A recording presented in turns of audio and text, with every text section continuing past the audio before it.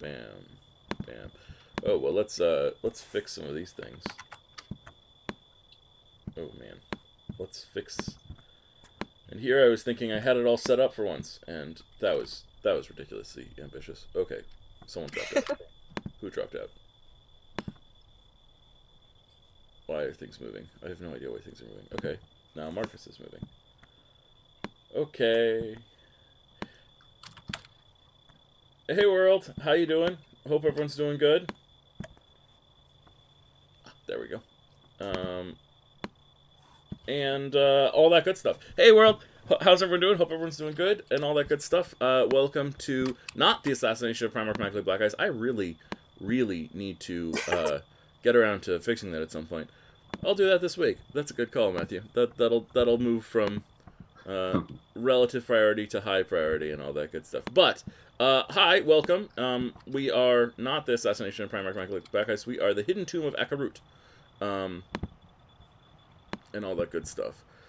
So previously, our Tomb Raiders, Grave Robbers, whatever you want to call them, had their first foray into our mega dungeon, the Tomb of Akarut, and chose one of three paths, and followed down that path a little while.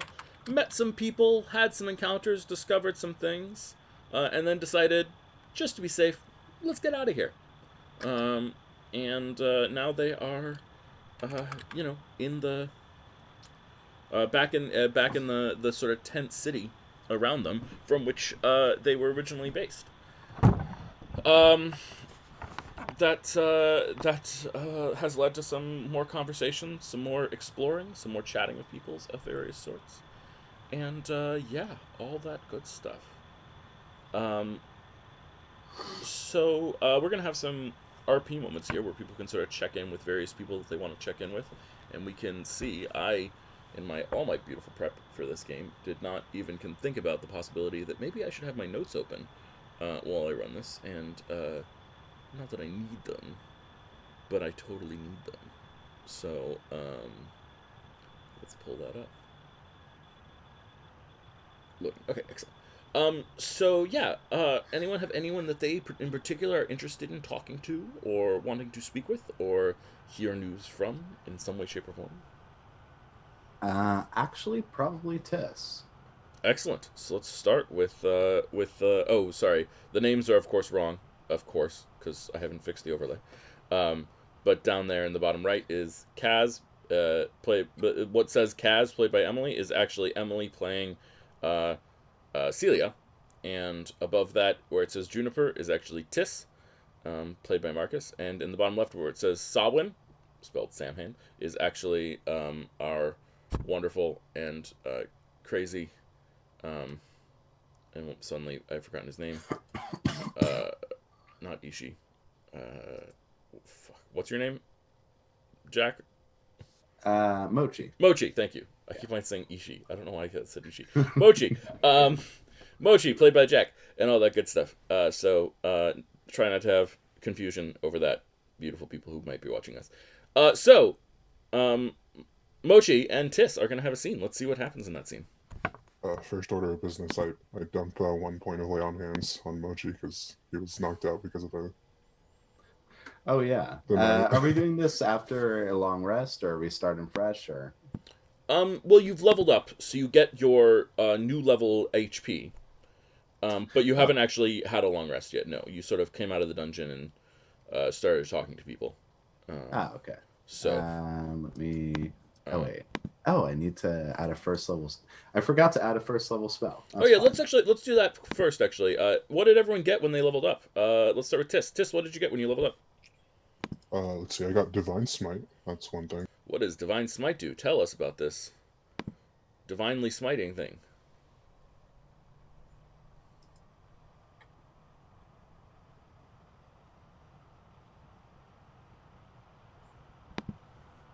You muted yourself. That'll help. There you go. So yeah, when I make a melee attack, I can expend a Paladin spell slot to do extra radiant damage, and at first level it's 2d8, which is pretty, as far as I can tell, pretty. Yeah, it's pretty beefy. It's also an extra d8 against any undead or fiends. Right, yeah, I saw that. I didn't know that beforehand. It's I pretty wonder cool. if that will come up in this dungeon of locked up necromancy and hemomancy and things like that. Just a uh, curiosity. I don't know. I wonder if that extra damage will come up. Um, Also, a noted thing is that if you are uncertain what you are fighting, like if you don't know whether it is an undead or a fiend, you're just fighting something because it has come and attacked you, and you use Divine Smite on it, uh, I will tell you whether it is an undead or fiend. So you can also use it as like a deduction tool. oh, cool. Yeah. Not that that's super important, but like, yes, you get an extra D8 of damage because it is an undead or a fiend, and you can get cool. No, that's Now I know. cool. Yeah. So it is an undead or a fiend. Great. Hmm. Emily playing the wonderful Celia. What is your what did you get at level 2? I'm not gonna lie, I'm not sure because I haven't sorted this out yet. Excellent. Excellent stuff. Well, um, the big thing at level 2 that wizards get to pick is what their subclass is. Last time we were speaking, you were talking about doing blood magic or hemomancy. Um, Yeah, still so planning on that. excellent. Well, let me pull up my blood magic chemomancy notes, which I have here, and then we can sort out all this stuff. On stream, always good. There's chat with you, link to the subclass, which I sent to you from.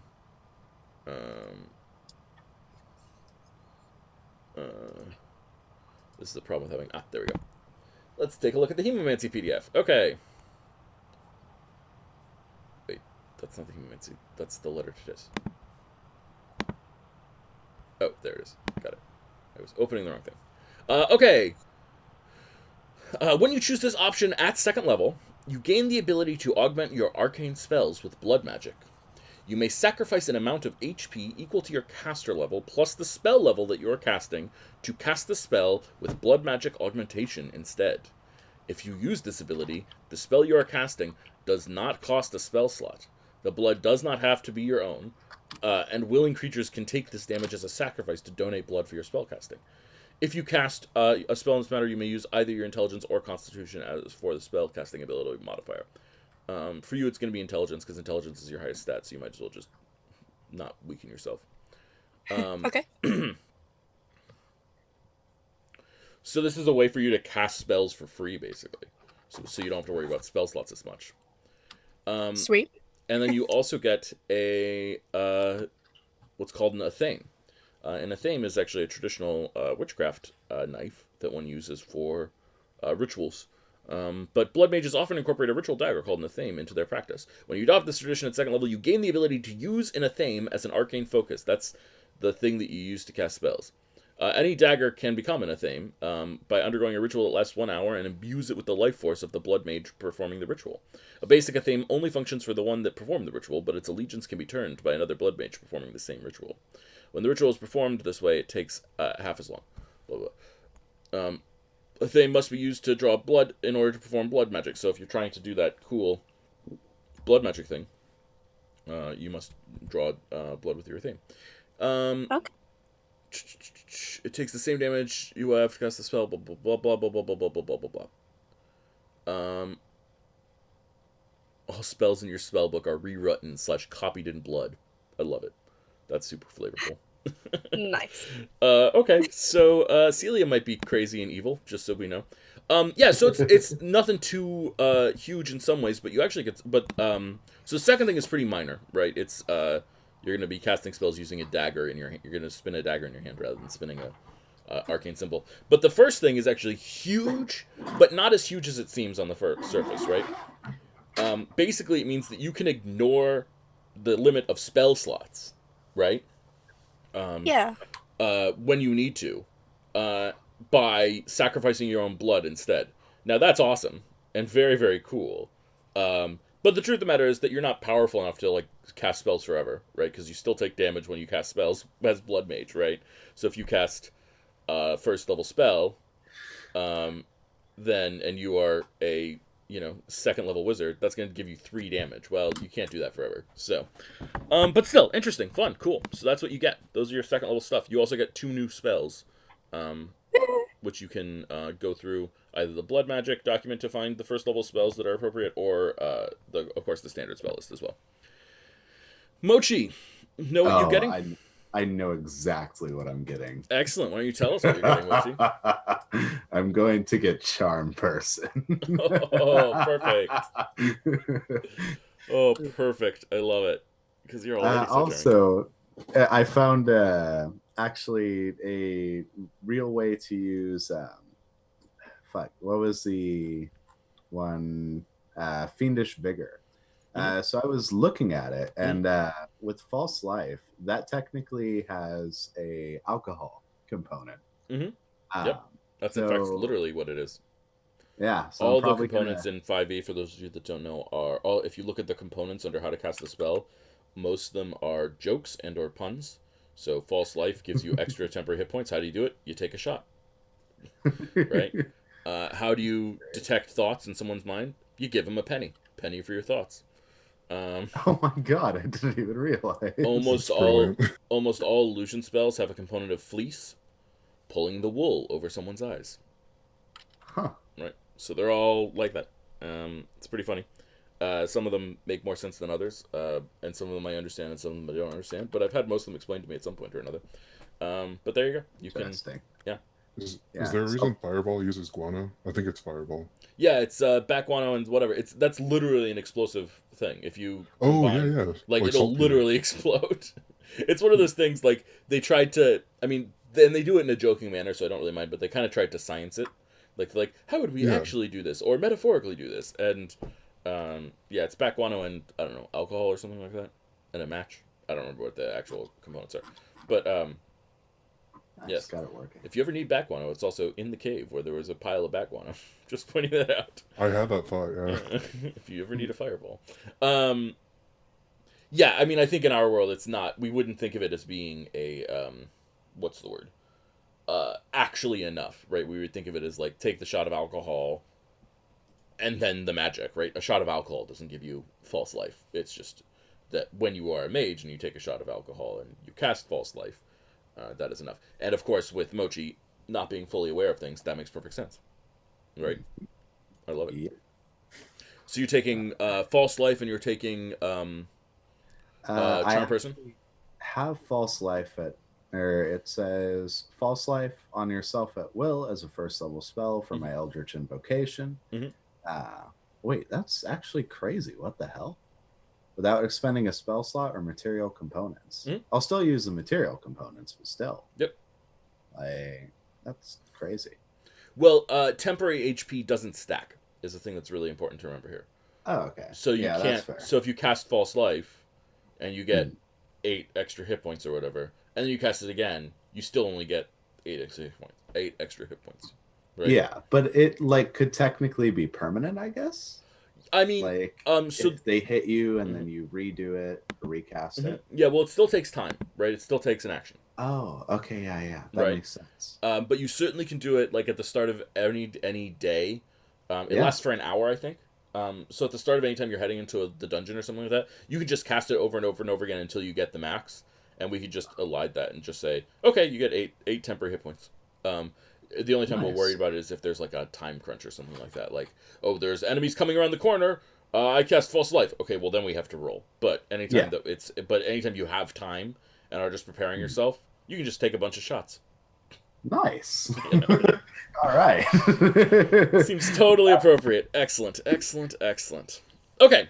So you guys come out of the dungeon feeling weathered but stronger. And Tis and Mochi are going to have a little conversation. Let's see what happens. I think while this conversation is happening, Celia, you are with our enthusiastic wizard, and he is helping you perform the ritual.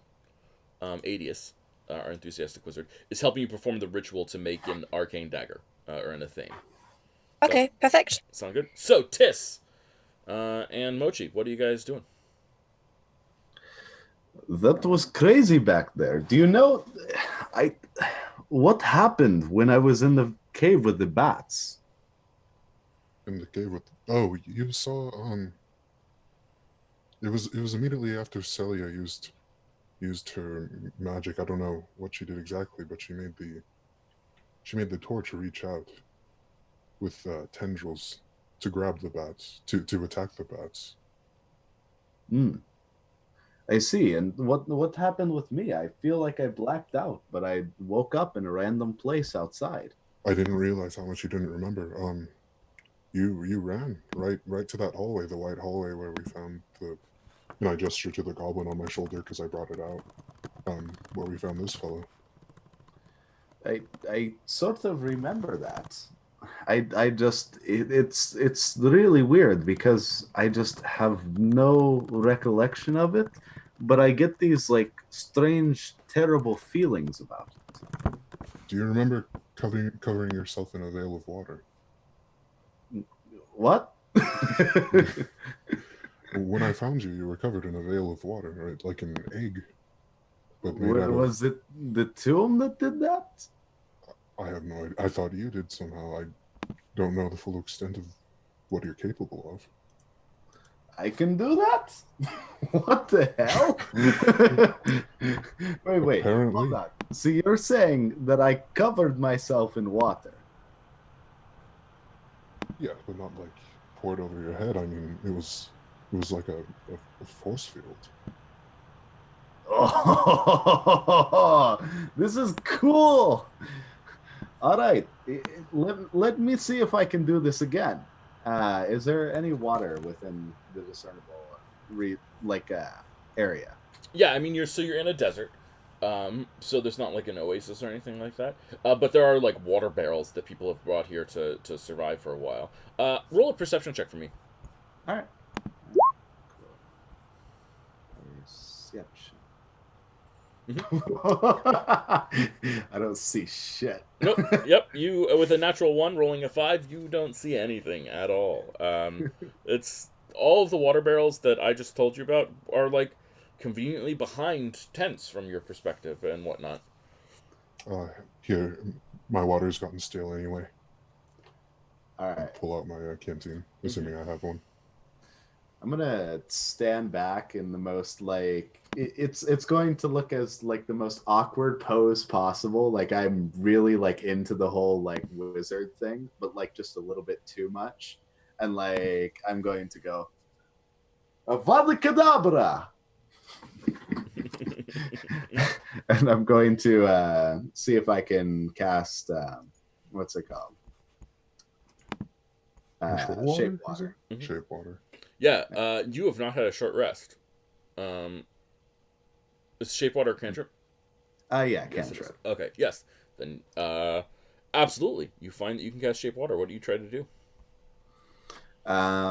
If that's the case, then I'm going to take the water out of the canteen and I'm going to just kind of stretch it up like a snake. And I'm going to go, oh, this is so cool. Does this mean that I am a wizard? Something along those lines. I have to Oh imagine. my God. I knew all those books that I read had to do something. Which one is my spell book? Where do I get it?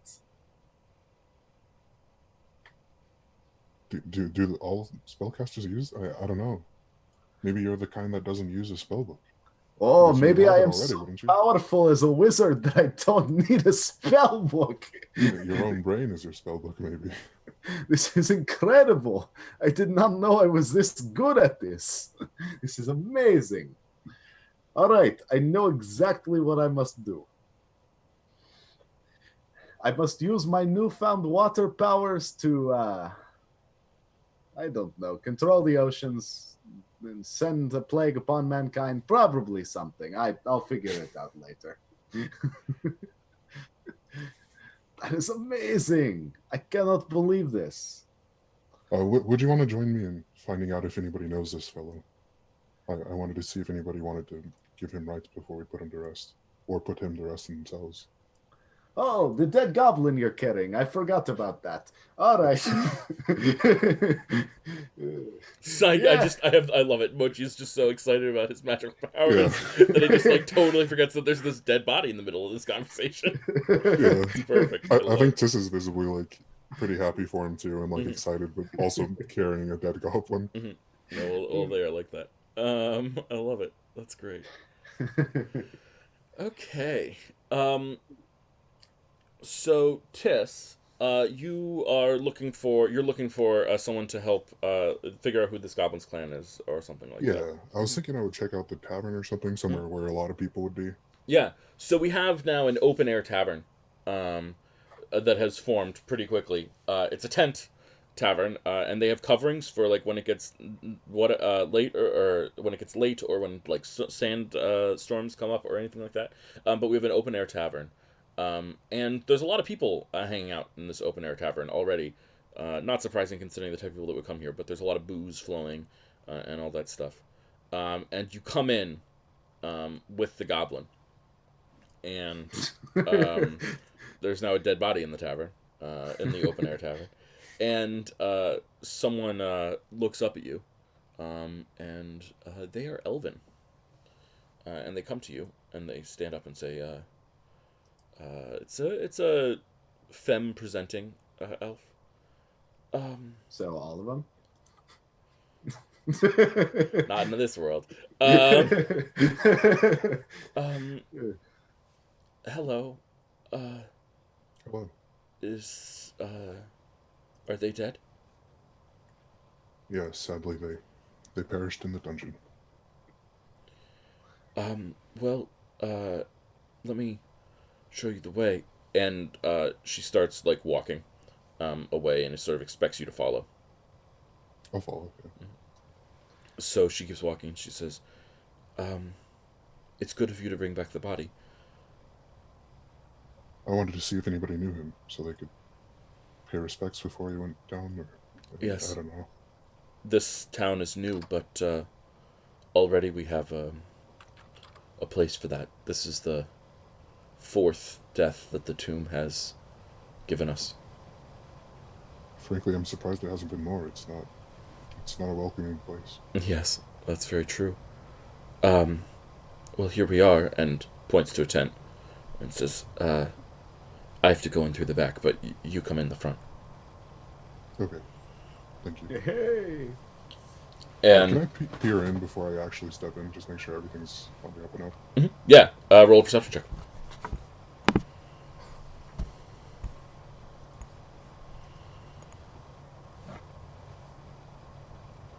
13, nice. Yeah. So inside the tent, it looks like there's a desk, and on the desk is a box, and in the box are just lots of papers filed sideways, like a filing cabinet, except filing cabinets haven't been invented. Um, and so and it looks like it's just a room of records, mostly. But you also see that there are like some you hear some like pounding of a hammer in like the back. It's coming from like a separate partition inside the tent, but it's from further back. Oh gods, be careful. This is the most dangerous place we have hit so far. This is the house of a bureaucrat. I'll head inside. Yeah. And the desk is sort of comically large.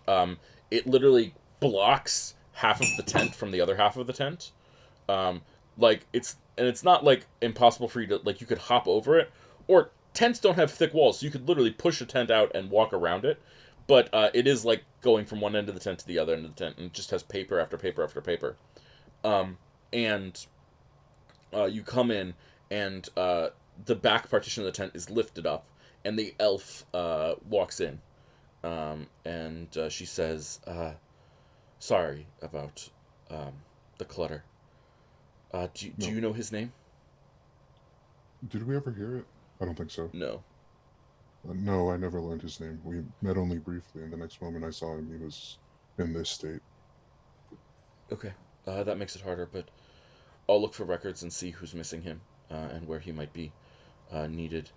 And of course, and she reaches down and she pulls up a bag and she shakes it and then she offers it to you.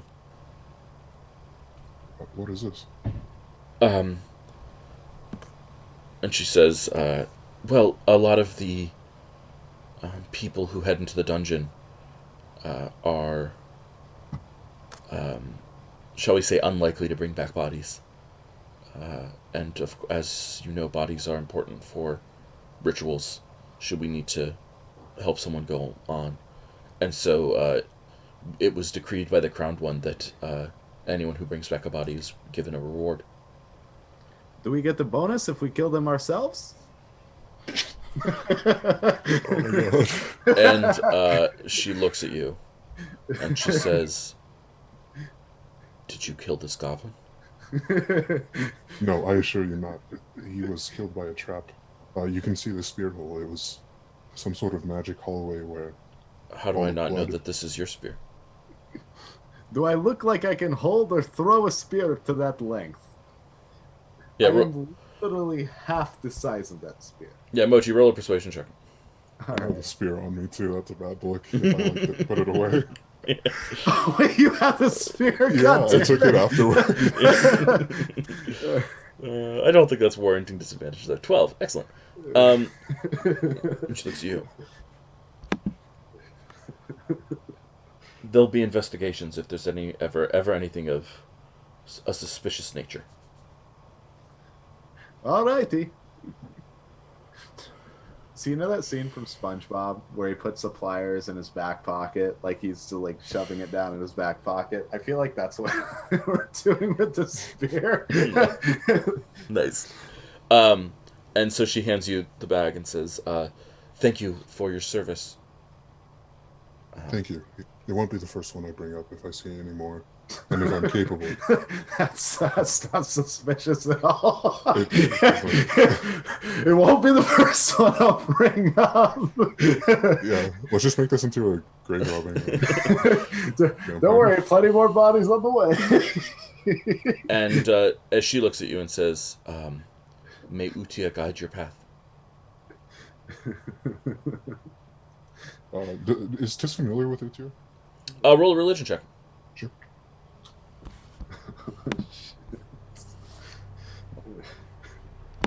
Utia is the prime goddess of water, life, and bountiful nature. Oh, sure, okay. Wouldn't be uncommon for clerics of life or clerics of healing to be devoted to Utia. Do I know what pronouns people use to refer to Utia? Utia is female. Yeah. And also, may she guide yours as well. Thank you. Yeah, the two sort of gods that it could be would be Utia, who is female, who is the goddess of life, and Kultix, who is a much scarier god. He is the god of death. Death, weather, and desolation. But if someone is saying Kultix bless it, that's not a blessing. That's like a curse. Right. It's like bless your heart or whatever. Yeah, or it's like to some people like Satan take you, or whatever. Right. Yeah. But she says Utia. May Utia guide your path. There you go. I just realized, are we the bad guys? Like we have a grave robbing cleric. We have a grave robbing paladin. Sorry. We have a scamming warlock. We have a blood mage. I'm just saying, when we finally meet the other party, I'm not quite sure that we're the good guys in that scenario. I don't know if anyone's the good guys in any of these scenarios. It's worth pointing out that the other campaign that's currently running in this world is a crew of assassins. So okay, so with we're the just explicit goal of assassinating people. So we're just gonna rule the world with an iron fist. We'll figure it out. I think trend. yeah, and that's before we even get to the group that wants to be evil.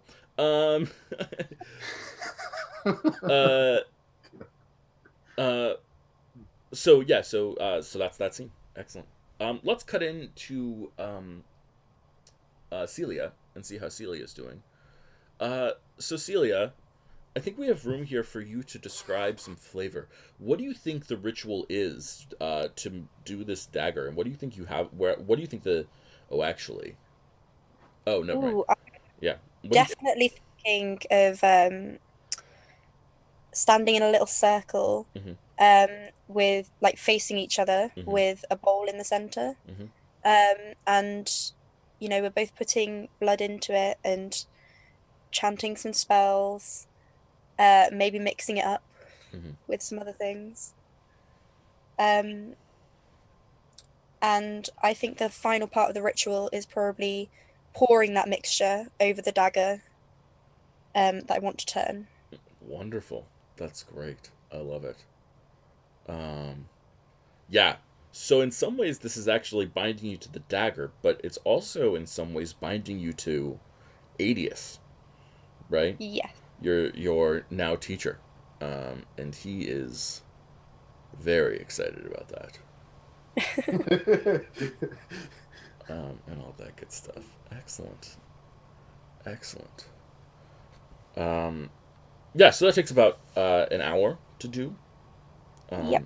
and grants you your Athame. Beautiful. Lyra heads off in her own direction, going to investigate things that she needs to investigate, and we'll catch up with her next time. Meanwhile, Tis. Uh, a. Yeah, okay. Hold on. Just looking up something. Um, a kobold shows up and taps you on the shoulder. Oh, yes, Are you Tis? I am. I was told to find Tis. I'm Tis. So you're Tis? I'm Tis. Okay, you're Tis. Here. And just shoves a piece of paper at you. Oh, thank you. And then just turns and starts walking away.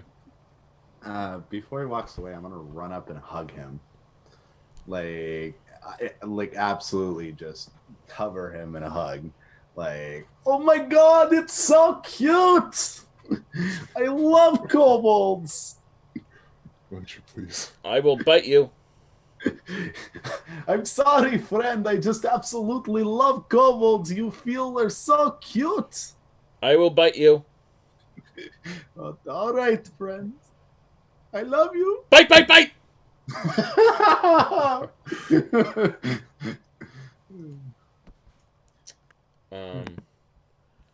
And Tis. Yeah, if it's sealed, I'll crack the seal on that. Excellent. It is indeed sealed, and it has your name on the front. And also this area. And I have just sent it to you. If you would like to read it on stream, I'd love to hear that. Sure. Tis, I hope this reaches you and that you're safely enveloped in the warm arms of Prion. Racy is like a placid ocean on the surface, but we know that underneath, the inhabitants have their own lives. Currents that are either helpful or brutal in nature. It would be a waste of paper for me to continue waxing poetic about oceans and bottom feeders. How are you faring in your job, my dear friend? Any ancient relics to be had? News has come to me that an acquaintance of PH is returning home under less than ideal conditions. Family business. I know your job comes first and foremost. However, if you are in town resupplying, do you mind keeping an ear out for me regarding one H. Songshore? It seems that H has suffered a terrible loss, and I should like to pass along my condolences. A bit unusual to put it in a letter, but I decided that I would give you a reading, a little comfort in your home away from home. May it bring you insight and thoughtfulness to your current adventures. The first card is Thinking. Seven of Pentacles is the next one. Oh wait, maybe I'm reading this wrong. Yeah, it's the first card is Thinking, Seven of Pentacles. Oh, okay, I see. Represents hard work, perseverance, and diligence, and then the reading. And the reading is an immense amount of work has been done, and the effort that has been put in previously is now ready to be harvested. Though the crop is ready, there is still more work to be completed. It is now a time of focus and diligence before you can reap the rewards. The next card is Feeling, the Three of Swords, representing heartbreak, suffering, and grief. And the reading is Suffering and heartbreak stemming from loneliness, rejection, and betrayal. This card indicates a period of great suffering. Moments like this are sometimes required in life in order to bring out the strength we never knew we had in us. The next card is Doing, the Ace of Wands, representing creation, willpower, inspiration, and desire. This card symbolizes the first step in the fires of creation. It is burning intention, the desire and passion that ignites the spark of an idea. The powerful forces of your will shall guide your way, like a torch illuminating the darkness of the world, on your journey to make these desires a reality. always SN. And SN is Sawin, So, whose last name I've forgotten. oh, I think it's a pun. Oh God, what is it? I just saw it too. Yeah, I have it here. I could actually look it up, but I just. It's like Nevermore or something, but spelled. Yes, that's right. Yeah. I forgot how, but it is like it sounds like Yeah. Nevermore. Yeah, Sawin Nevermore. That sounds right. Excellent. So, just for a point of clarity on a couple things in this letter, for those of you watching, this is a letter sent from one player in one of my streams to another player in another one of my streams. Always fun. I dig it. I like that sort of stuff. PH is someone that Sawin decided you guys knew in common. PH is also someone who died in the explosions of the Grand Accord. They were not the leader, but a relatively important person in Prion, and you met them on a trading vessel that you were serving on. They were traveling between Prion and Racy Chalestra, and the vessel that you were on picked them up, and that may be how you actually met Sawin in the first place, among other things. So you have a mutual friend there, but they died in the explosion. And Sawin is very affected by this. Spoilers for the other campaign. Woohoo! Nymar, thank you, Ghost Roll. Thank you, Ghost Roll. Nymar? Nimor, right? Nevermore. Nimor. Oh yes. No more. Thank you. I appreciate it. Excellent. So there we are. That's our first little campaign crossover moment and all that good stuff.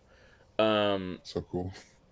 Yeah, we'll see how this stuff evolves. So, for those of you who haven't been watching the other campaign, there's some stuff in there about the other campaign, and I think that's kind of cool. Specifically, they have been investigating someone named Hubert Songshore, who has relations in Prion, and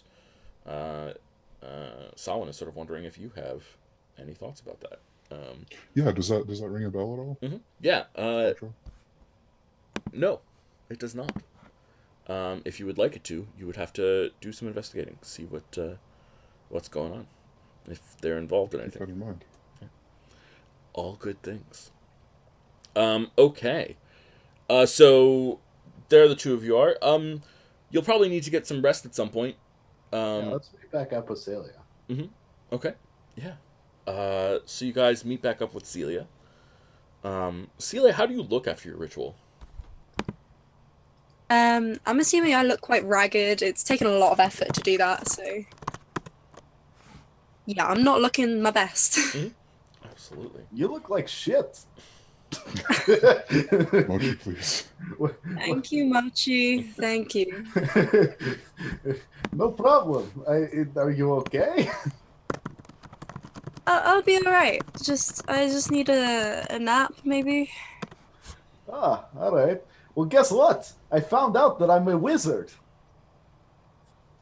Well, a spellcaster. Okay, that's interesting. Where's specific. your where did you study? I am so good at wizarding that I don't need a spell book or a study. I just know this. Right. Okay. Look, I can control the water. And I'm going to take the water out of the canteen again and just kind of like move it up in the air. Kind of like, force style, like really trying hard at it. You see? I have magical water powers. I don't know the extent of my magic capabilities with this, but I am for sure more powerful than any wizard known to man. That's brilliant. Well done. I'm really proud of you. Oh, thank you.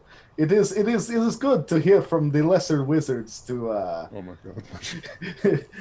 that, I am on the right track. So you'll get there one day. How does Celia react to that? A condescending, tiny person who's like I'm just gonna 2 feet giggle and tall. roll my eyes and look away. Okay. I'm not up for this conversation right now. I think I'm just a bit too tired for this. Makes perfect sense. Totally understand. Well, that was proof that that Celia is not yet evil, because let me tell you, if someone came up to me and started talking to me like that, I would have like pointed at them and cast fireball, and burnt them to a Not crisp. evil, just fed up with life. Yep. That should be my motto. Excellent. Beautiful. So that puts us in a situation now where the three of you can go and talk to anyone that you might feel the need to talk to. We've got sort of these multiple paths. I'm still quite interested in, I can't remember her name at all. The lady who was very ill, who was looking for a cure. Yeah, absolutely. Nolri, I think. Nalri is her name. Nalri, yeah. Yeah, at some point we'll have to make a relationship map of everyone and all that good stuff. Yes. But I keep on procrastinating and all that good stuff. I guess I could start, but yeah. So you want to check in with Nalri? Excellent. Yes, please. Okay. So Nalri, you may remember, came here, and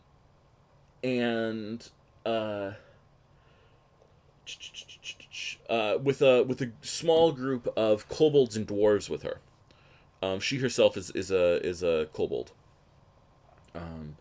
And so she but she has a small group of kobolds and dwarves, and some of them are like very protective of her and don't talk a lot and sort of hang around her. So you head over to where you believe her tent to be, and her tent is fully set up, and you can go on inside if you would so desire. Yeah, I'm gonna like. What is the equivalent of like knocking on the door for a tent? Clapping. You clap twice. Okay, yeah, I'll just clap twice outside. Yeah, that's a pretty standard Prian cultural thing too. In a society steeped in wizardry and paranoia, people don't like It's just touching each I other's really toes. want to go outside. Yeah, exactly. Yeah. So you hear a voice. Come in. Okay, I'm gonna head on in there. Yeah. So the first thing that you notice as you come into the tent is that it is so much hotter than the world outside, which is a desert. Most of these tents are designed to sort of keep things cool, but this one seems to be designed to like keep things in. The air is filled with smokes of different colors. Red smokes, blue smokes, green smokes, just sort of swirling around loosely, not like fast or anything like that, just sort of swirling around to a little bit. And there are two dwarves standing against the back of the room, but of her, the rest of her retinue, most are not there. Oh, okay. Sorry, Mochi and Tiss with me? Or am I alone? That could be up to you. What do you think would be more interesting for the scene? I'd like you guys with me. Okay, everyone's with you. Yeah. Okay. I'm gonna just like have a quick look around and just ask her, how are you doing? Are you okay? My God, she's still alive? Well, these things that you see here are to help me stay alive, Ah, that explains it. keep my lungs clear. Okay. I'm not sure that's how it works. I was just wondering if you had any information about maybe what is actually your condition?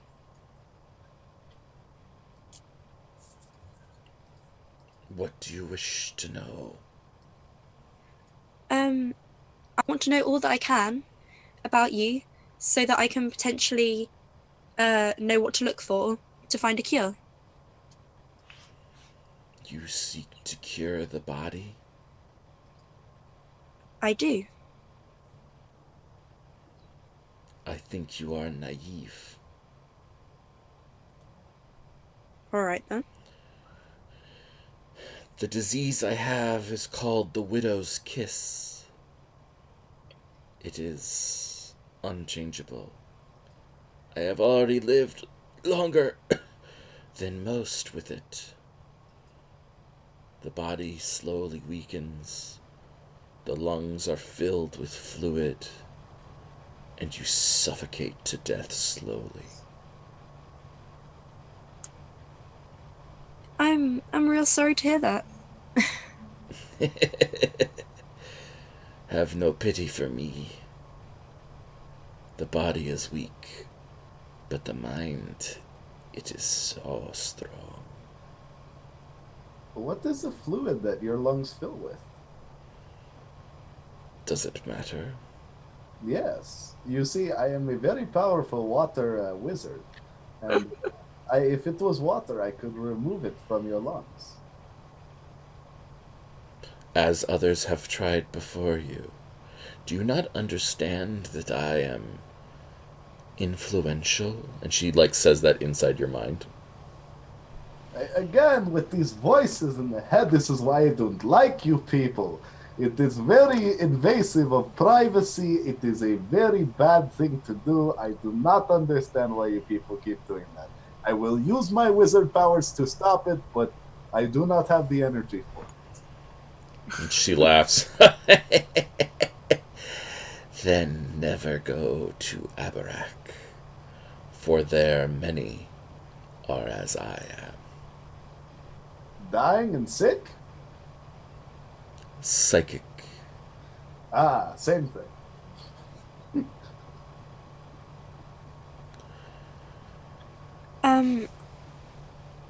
Anyway, is there, if you are so deathly ill as you claim, why did you come out all this way? Just for... I had assumed that you were finding a cure. Roll a persuasion check, Celia. Oh, okay.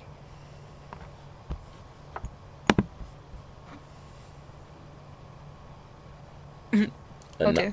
A 9. I come all this way for the same reason most people came here. Here, locked away, are the forbidden secrets of the world. And things attract power. Okay, well, forgive me for not being delicate, but what does power matter to you?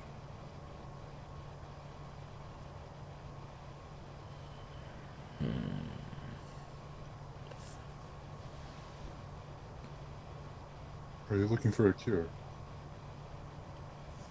I am looking for a change.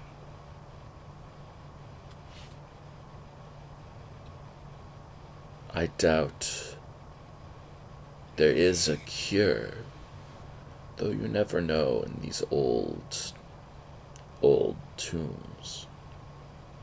But where there are old things, strength and power come and gather round.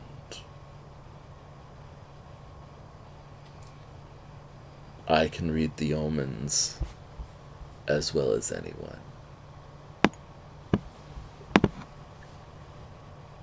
You see, here is the issue with your plan. If you are dying, correct? You are not going to be able to use this power. Like, it is kind of the thing where if you die, you kind of stop existing, you know? Like, so if you stop to use, like, if you find the power, like, let's say you find some magic crystal, right? And it changes your life, you become all powerful wizard, and then you die. What is the purpose? Your mind is limited, little one. I am little, but I am not limited. I am a very powerful water wizard, and you should not disrespect me. This conversation tires me. I'm pretty sure talking tires you. Like, you look to be, like, very, very tired of just anything. Okay, I'm just gonna interrupt you there, Mochi. Thank you so much for this conversation. I'm just gonna drag everyone out. And I think as you leave, she'll just say after you in your mind to Celia specifically, Never mistake strength of body for strength of mind. Okay, I am very creeped out by this woman. I'm going to power walk. As I'm like being dragged out of the tent, you know the thing that you do where you point towards your eyes and you point towards them with the like I Water see you trap. motion. I'm just gonna do that as I'm being dragged out. Nice. Marcus has an idea of what all that means, and it's terrifying. Marcus has an idea of what that means? Oh, I'm Yeah, very Tis- curious about your theories. Nothing. I'm very curious about your theories, Marcus. I'm I can excited tell. to see I them. don't know if you, yeah. I'm excited to see what they might be. So you guys are leaving, and as you are leaving, the ground starts to shake. I want everyone to roll a dexterity saving throw. Oh, Ready. dear.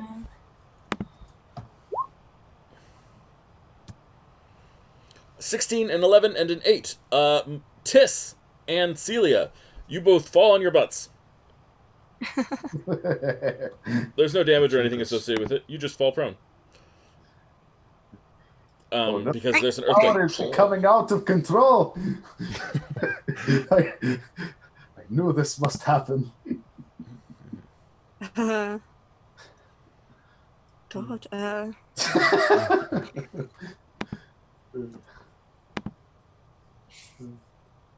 So terrible. Okay. I'm gonna look around, make sure there's nothing like attacking us specifically, Mhm. And get up as quickly as I'm able. Yeah, roll a perception check. Okay. Here we go.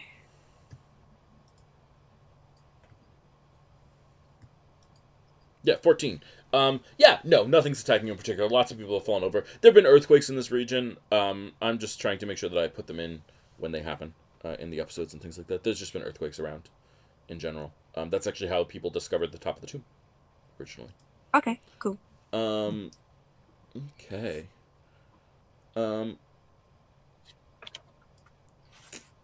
Say probably like rest up and then get going. Yeah, that's absolutely good. So everyone takes a long rest. Is that the plan? You've got your tent, that you guys can hang out. So you head to your tent, and your assistant, whose name really should be in a better place on my sheets, because I always am like, why is it not here with the list of characters in the camp? Something like Bialor, if it's the lizard. Yes, that's him. Bialor, thank you. I'm going to add it to the space right here, where I have list of people in camp and their motivations and goals. Bialor. Okay. Bialor looks up as you guys enter and says, did you have any findings? Did we have... Oh, We not had a yet. dead body. That is not particularly interesting to the museum. I Marcus, don't know. believe you got You could some. argue. Is it a dead body from a long time ago? No, about I don't know, a few hours ago. If you dip it in tea, it could look really old. We're not interested in fooling people. We are obscura, not obfuscata.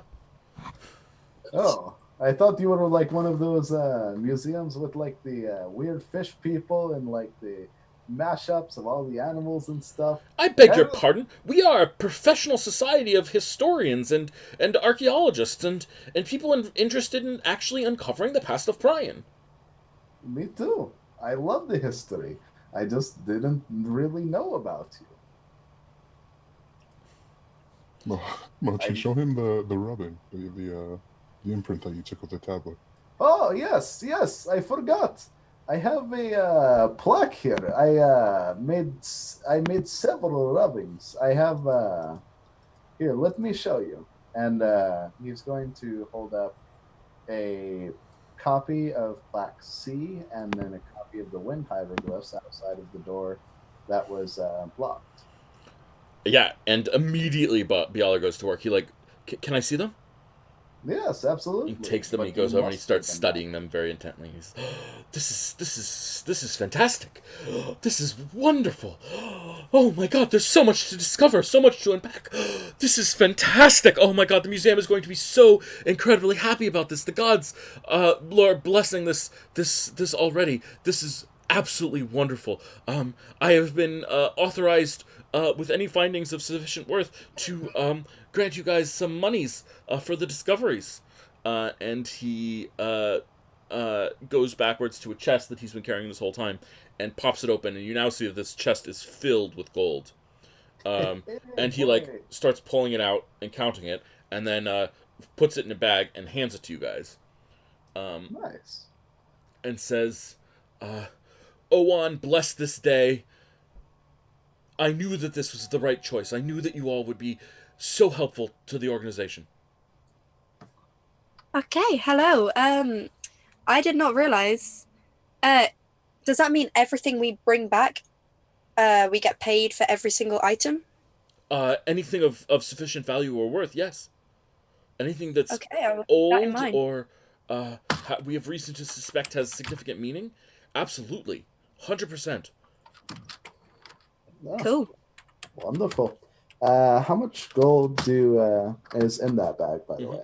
Yeah, that bag has 40 gold in it. Shit. Above game, how do we want to divvy up loot? Like, monetary wise, do you want to just do 4 parts? And then items we can, like, decide as we get them? I would say like it just because of my character's selfish nature, I'll take. It's and I really hate this out of character, but like I'll just take the gold from the what's it called stuff like the rubbings of the plaque that I brought back, and then you guys can probably bargain with me in order to what's it called get a cut of it. So, like, try to convince me. I also forgot to check how much was in the bag that the coroner, I guess it would be. gave you. Yeah, 25 gold. Choice. So. So Moshi takes that bag and keeps it, and everybody looks at him I'm taking the expectantly. one for the rubbings, but you guys, out of character, you guys can totally try to convince me. So, who knows how? I think I'm good. Moshi can keep the gold. All Are we right. long rested yet? I forgot if we just did, or if we were going to. Well, I mean, Yeah, you we came. did. This is your tent, so you came here to long rest, and he Okay. before you long rested, he interrupted you with this. He's also taking care of you guys, is worth pointing out, right? Bialor, in addition to being your liaison to the Obscura organization, which for those of you who have forgotten, is an acronym. The one that hired us. Yep, the one that hired you. And I was going to say the acronym, but I actually don't have it in my notes as well. God, I need to change up my notes. I have two different documents of notes, and that's a mistake. It might not be a mistake, fine. actually. I just need to move some things from one document to another one. Sorry. I have my shorthand notes, and then I have, the dungeon notes, and I think that's probably a good way of feeling it. Okay, whatever. Just figuring out how to keep stuff organized and in my head. Yeah.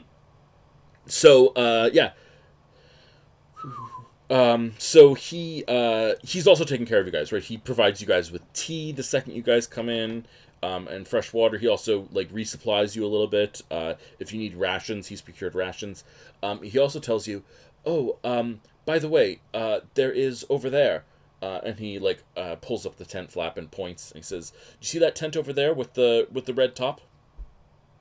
And you do. Yes. That's a potion vendor has come to brew potions and sell them. Healing potions are in short supply and in popular demand. He's making right now mostly super cheap healing potions, not super high quality ones, but I figured that you guys might be interested in that. It'll take him probably a month to brew some of the stronger ones, but he started brewing them. But the lighter weight ones he can brew quicker, so he's Wonderful. been making those happen. Excellent to know. Can you do me one quick favor? I'm going to take a small bag off of Tiss's hip and hand it to him. Can you feed these for me? Forgot about those. A small bag of bats. Oh, okay. What Careful as you open those. What am I feeding? What's in this bag? Little black winged creatures, sort of like birds, but not really. They're very angry. Do you Very, mean very angry. do you mean bats? Yes, those. Why am I taking care of this? Because they are my bats. I think this is Please? beyond the purview of my job description. I will give you 1 gold for it. Roll a persuasion check. All right. 1 gold. Let's see. 11.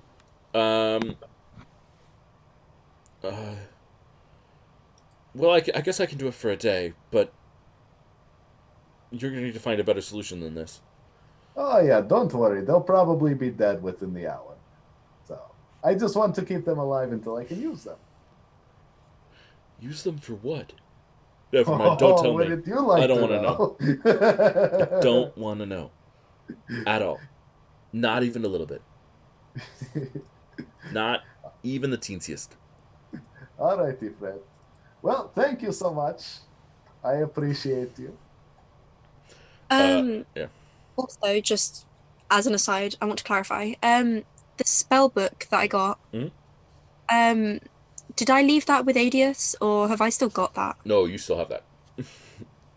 Okay, can I just is there anywhere in the tent where I can be out of sight? Yeah, so the tent has actually 5 partitions. Sorry, it has 6 partitions. Sort of a common room area that Bialor is in charge of, and then each of you have your own like partition bedroom. They're not like soundproof or anything like that because they're tent flaps or whatever. But it's an expansive tent. This is not a small tent. This is like these people, the Prion people have like really learned how to have tents that are protective from the elements, and also have like rooms and sections. It's more like a prefabricated house than a tent in some ways. Okay. Yeah. So you I'm definitely just have your own gonna space. I'm gonna zoom into my own little bedroom Mhm. and just call over my shoulder. Bye. I'm gonna go to sleep because I'm really tired. I'm off. And I'm gonna sit down and try and study the book. Beautiful. And you're gonna try and learn some spells. Yes. Excellent. What 2 spells did you pick to learn for your new level? Did you decide that yet? No, I haven't decided. Give me a while. Well, All right. this is the moment that you learn those 2 spells. I think it's probably the best thing to do. Cool. Let's take a I look. just realized my age on the sheet. I did. Like, I don't remember putting it in, but apparently I'm 56. That's funny. That's amazing. I'm a boomer. So, Emily/Celia, you can learn any 2 first level spells that you want to learn. There are, it looks like, only 3 blood magic first level spells. Yes, that doesn't include cantrips then. No, you cannot learn any blood magic cantrips yet. Although, actually, if you want to replace one of your cantrips with a blood magic cantrip, you should feel free to do so, for the sake of the effect of that. And when you learn new cantrips, you can add new blood magic cantrips. But you haven't learned a new cantrip yet, and I don't think you do until level 3. Okay, cool. Just so you know. But any 2 first level spells you want, they can be blood magic or they could be normal magic, whatever, non-blood magic spells. That's entirely up to you. Okay. So everyone takes a long rest and gets the full experience of sleeping and going to full health and all that good stuff.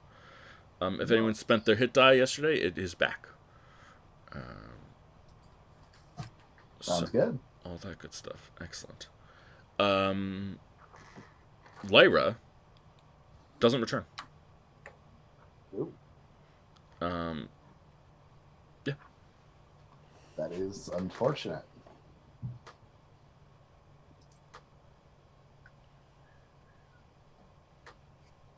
You know, our companion is missing, but we could still go back into the tomb to find stuff for ourselves. One less We could. person is one less person to share whatever we find.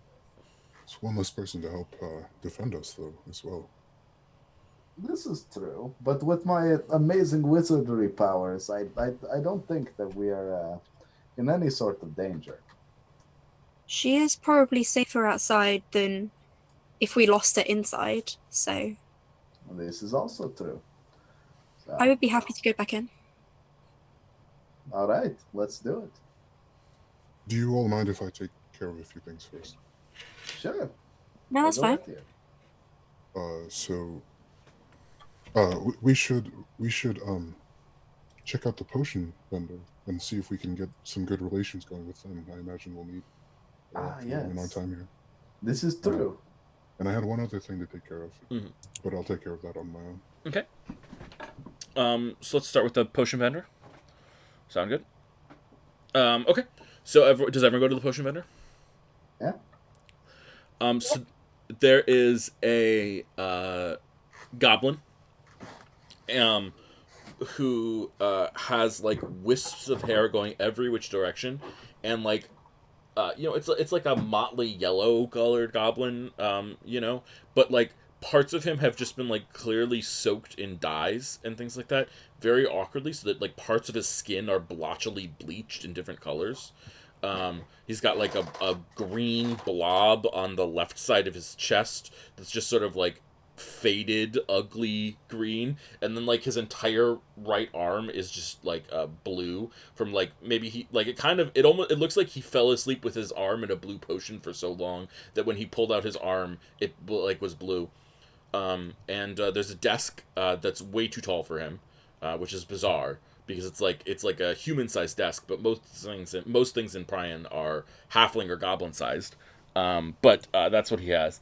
And leaning against the back of the tent is a very intimidating-looking hobgoblin, who, unlike our goblin potion maker, is dressed in like very official armor and like has blades at his sides, and he's got a government stamp on his chest, on the chest of his armor, so that he looks very official. And he looks kind of bored and is just kind of sitting there, but stares at you guys as you enter.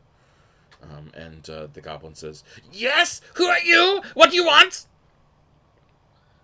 We're adventurers. We're exploring the tomb with everyone else, but we wanted to get potions. More importantly, we wanted to introduce ourselves so we could get to know you. Excellent. Licklack is my name, and I have you taken care of. Hello, Licklack. I'm Tis. Tis, tis, tis. Lizard folk. Got it. And these are my compatriots. Hiya.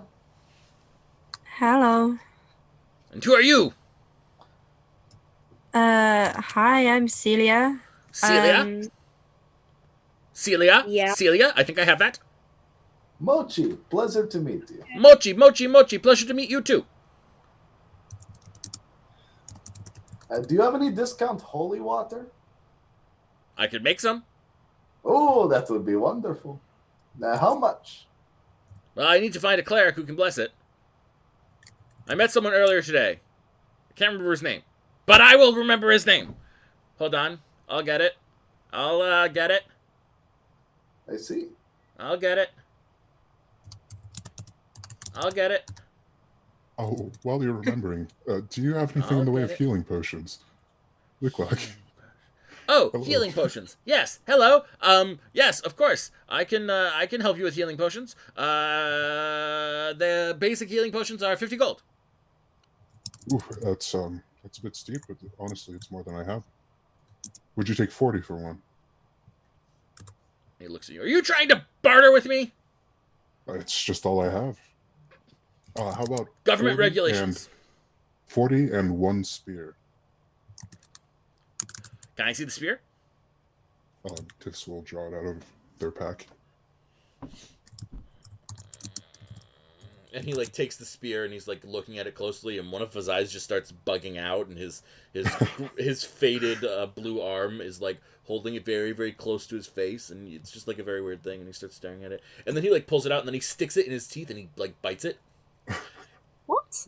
And then he pulls it out, so much. and he starts like flipping it around and trying to hold it, but it's way too big for him, right? And he's like, so he like stumbles a little bit as he's trying to hold it over, and he says, "No, this spear is only worth like 3 gold on resale." He hands it back to you. Okay. Well, that's all right. Is there anything we can get you from the dungeon? I have Maybe a we small can- bag of bats that you might like. gnats, rubble, guano. We saw a lot of guano. You're offering to buy a healing potion with shit. Well, you're an alchemist of some sort. I imagine you could find some use for it. Of course I can find some use for it, but I also have plenty of shit of my own. Do you think that I don't have Point. shit coming out of my bottom? Not. What's that, your name? It's much more volatile. Tis. Tis. Tis. Tis. I think I have that. Okay. I'll try and remember it. We'll come back with more gold. But if there is anything we can find in the dungeons for you, let us know, please.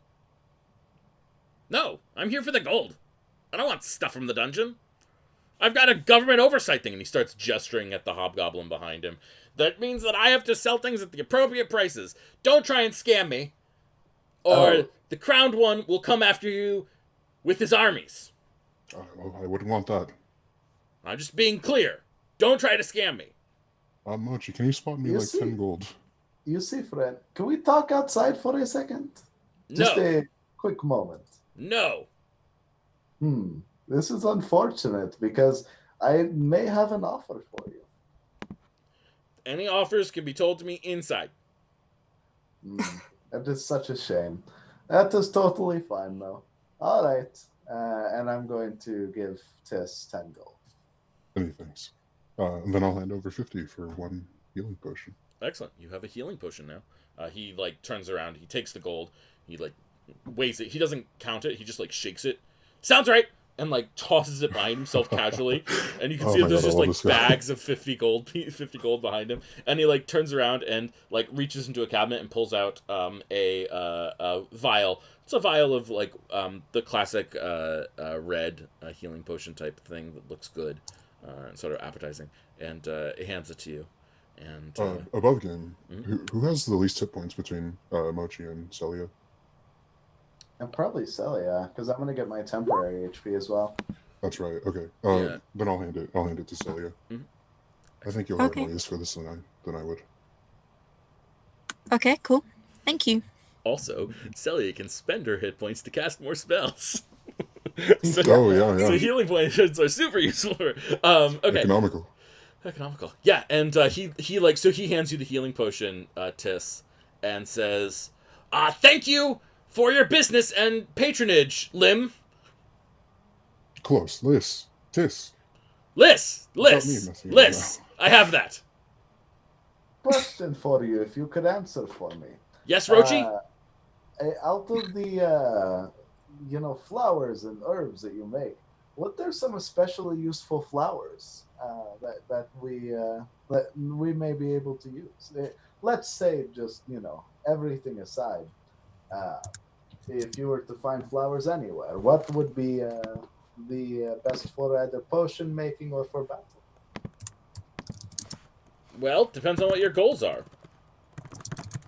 Just give me some of the more popular ones. Yeah, hold on one second.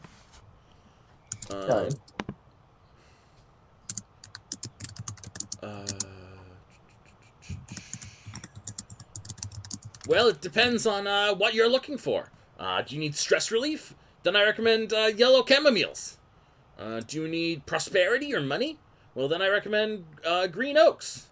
Do you need creativity or ingenuity? Well, then I recommend blue baby blue eyes flowers. Green oaks, you say? Sorry, say what? Green oaks, you say? It's it could how would one reasonably use it? Well, there's like rituals and things like that are said to draw money to you and whatnot. But you can mix it down with water and turn it into like a tea-like substance. And then you snort the tea through the nostrils. And then you end up like breathing out sort of this energy thing that makes people more likely to give you money. Interesting. Well, thank you very much, sir. I will be right back, but I do want you to start making that holy water for me. Right. I met someone earlier today who could probably help me with that. What was his name? What was his name? His name. Well, good luck with that. Have a wonderful day. 3'4". As Serious looseness. Nah. Was it Frapped? Might have been Frapped. I think his name was Frapped. okay there, friend. Uh, as I like turn to Mhm. Celia, Mm. I'm going to say, "You still have that wand, correct? I do. It is time to start making some flowers." I can get on board with that. All right. So yeah, we're probably gonna go back to the tent in order to make these. Mhm. Like it's probably gonna be like a little bit secret. Mhm. And then yeah, I'm just gonna basically do what he says, make a tea out of it, snort it. Mhm. I'll catch up with you both in a moment. Sounds good. And Tis, where do you head?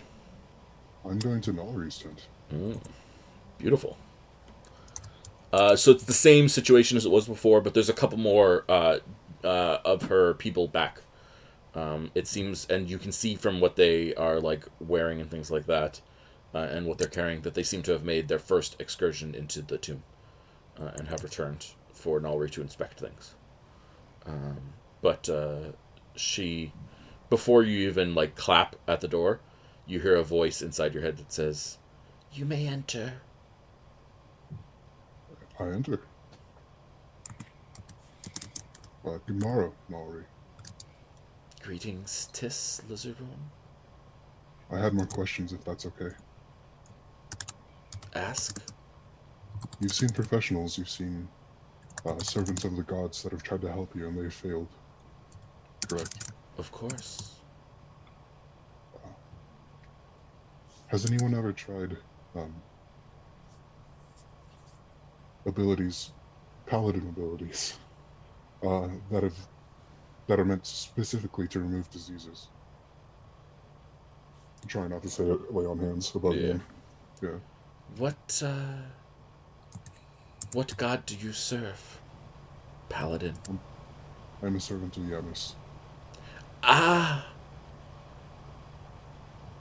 an ocean god, one who is chained and broken free, one who is trapped, but trapped no longer.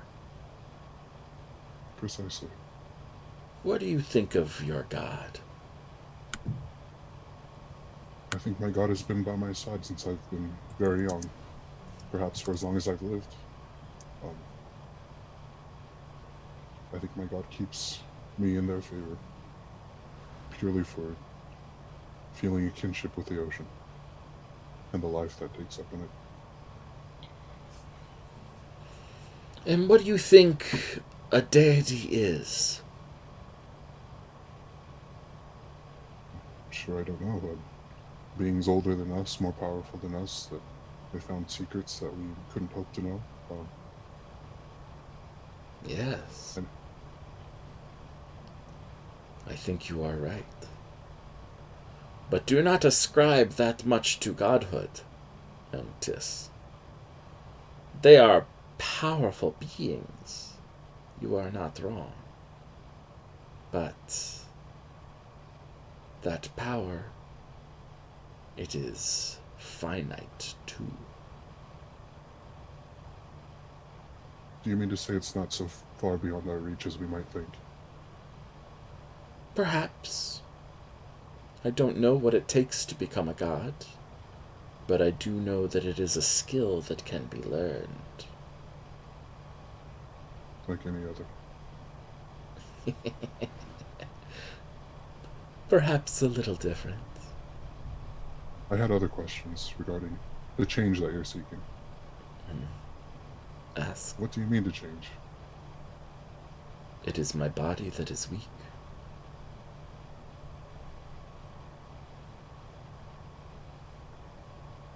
And one other question, unrelated. Do you think hope is naive? No, I have hope.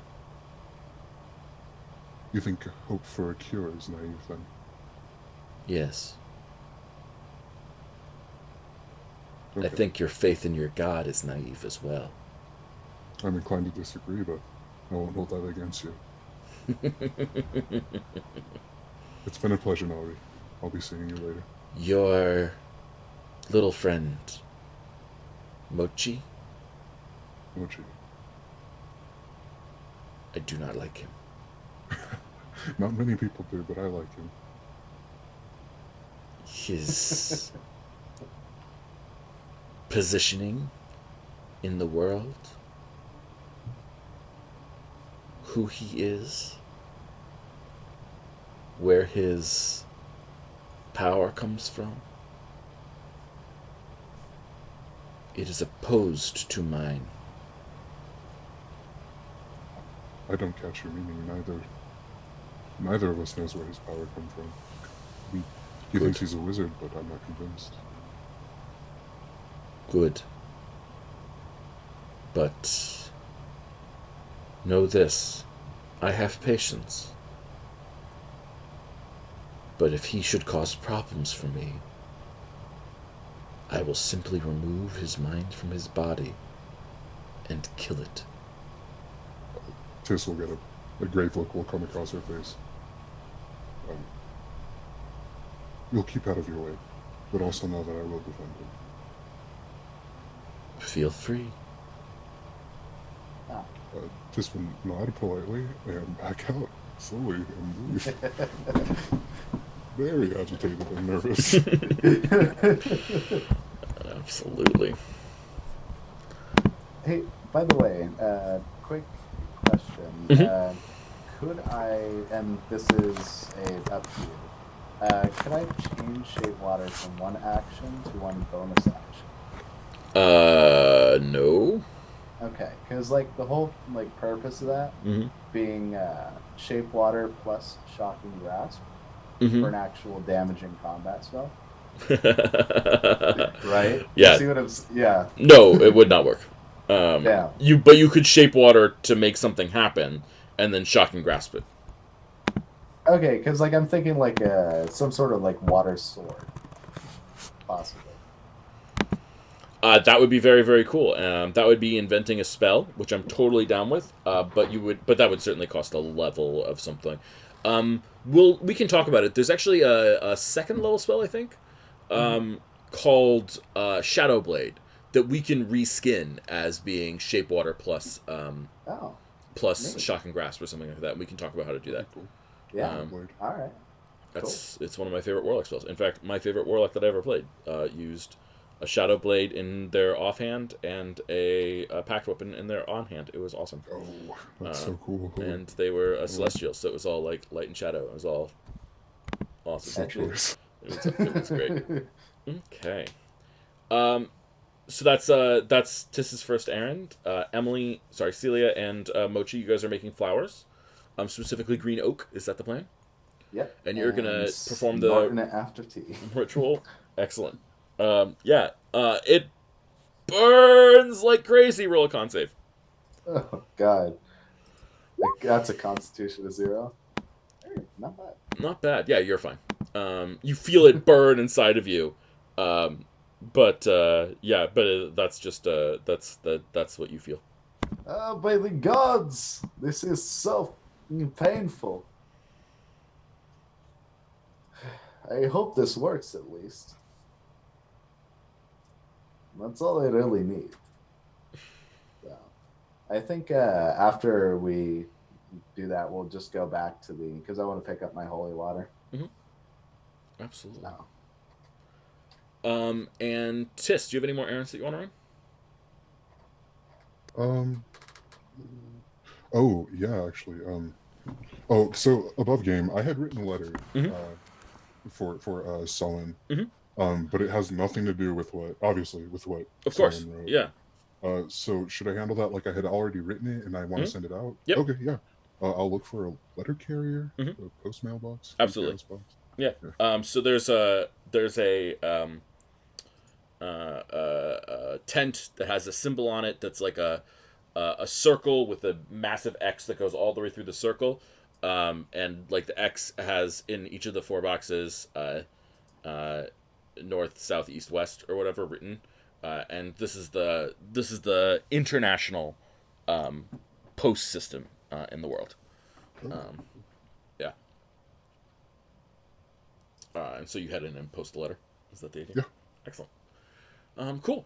I want you to roll a perception check.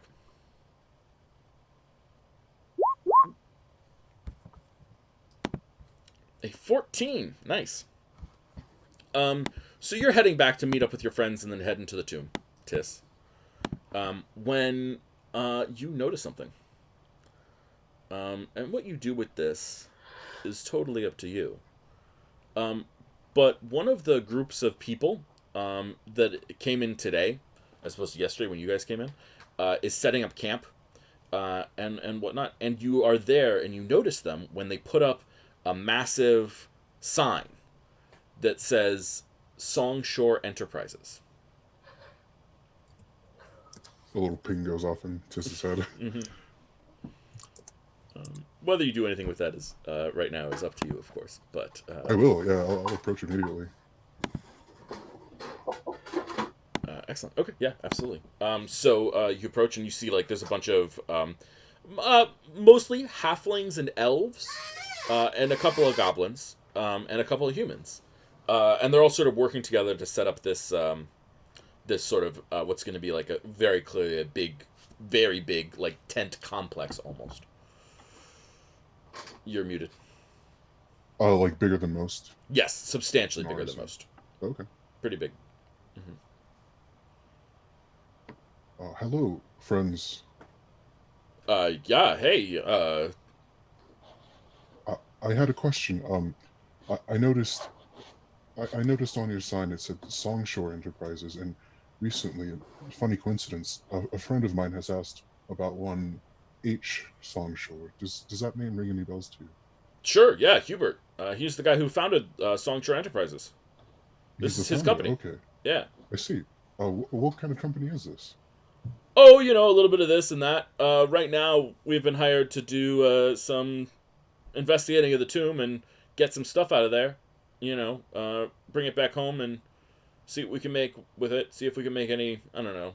I really don't know. I'm just here to do labor, set up signs and things like that. You know. Is there anyone? Sorry. Mm. Is there anyone here that's working in an administrative capacity, or someone who's a little closer to Songshore himself? And he sort of stands up and looks around. Well, you see that human over there? She's my manager. You can go talk to her. Oh, thank you. I appreciate it very much. Yeah, no problem. We'll head over. Yeah. And so she looks at you and she says, I didn't think we had any lizard folk on this work detail. Oh, you don't. I'm sorry. I'm a stranger, but I noticed the sign that you all set up. I explained the same thing basically. Yeah. Oh, well, none of the bigwigs are coming here. Of course, this is just like a branch of the company that was sent to do this, and we're actually just the advanced crew setting things up for them. They probably won't be here for another couple days, maybe even a week before anyone like actually important comes. We're just, you know how rich people get, right? They like to be comfortable when they arrive. They don't want to have to wait to become comfortable. You know. God forbid they should face hardship. Right? Yeah, exactly. No, it's a whole thing. Yeah, I don't know. So what do you want to know? Well, I was just curious about Hubert. I've heard Mm-hmm. Songshore. Mm-hmm. A friend of mine recently asked about them, and I'm not sure in what capacity, but I'm curious now. Yeah, well, you know, he's like a I don't know what you call it, like I guess he's a diplomat now, but he was like a trader for a long time. You know, sort of passing back and forth goods between like the Uri Kori and people in Prion and people in Gelestra and people in Sonera and Abarak and whatnot. Just sort of getting his hand in a lot of pies. He's pretty young, 32, I think, halfling. So a businessman turned politician. Yeah, you got it. You love to see that. Yeah, that's the right idea. You know, knows how to run a company, knows how to get a promotion, how to put himself and position himself well, and all that good stuff. I see. Yeah, good man. We're lucky to work for him. He pays shit, but you know, at least the company's never going to go under. You know. He doesn't pay you well, making all that money. Well, you know, he doesn't pay us well until there's a good return on investment. You know, like we got to have there's bonuses for people who find things in the tombs for us, but you have to find And things. did you say he'd be heading over soon? You said Bigwigs would be heading over. Would he be coming too? I don't know. That's above my pay grade. But certainly some people who work for him. Yeah. I don't even know if he's actually still officially in charge of the company. He might have had to give that up to become a politician. But it has his name on it still. Private interests and yeah. Yeah. I don't know though, because he's not a politician here, really. Well, I guess he kind of is. He's the ambassador from Chalestra. He's Oh. a Chalestran citizen. I'm actually from Celestia. I'm surprised I hadn't heard of him, but Yeah, it's well, good I to don't know. know. He's an ambassador now. It's a newish thing. Oh, When I've been gone for some time. That makes sense. the previous ambassador died in the Grand Accord Just explosion. know that. Yes. Yeah. Yeah. Well, thank you. I appreciate you for your time. Yeah, sure, no problem. See you around. See you. And then just we'll head back to Mhm. the squad tent. Absolutely. Um. Okay. So then the squad is going to head back into the dungeon. Is that the plan? I think so. Yeah. Excellent. Well, with that, we'll take our break. We'll be back in 5 minutes, everyone. I need to get a glass of water very badly, and all that good stuff. And we will be back in 5. Hope everyone is enjoying the stream thus far. Bye.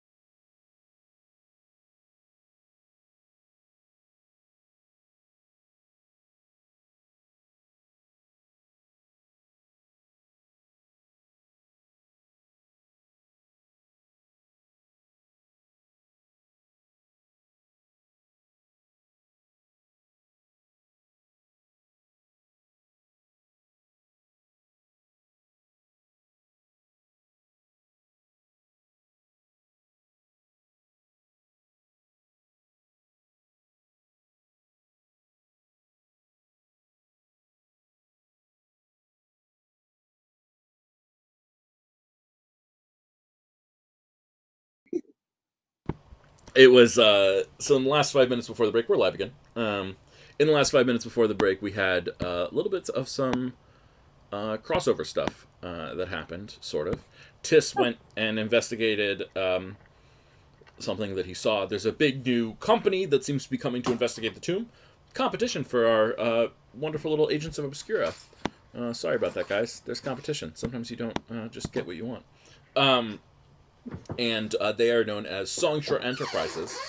And Hubert Songshore is an NPC that was met in the other campaign. Don't worry too much about that sort of stuff. Sometimes there's crossover stuff. It happens. Yep. Okay.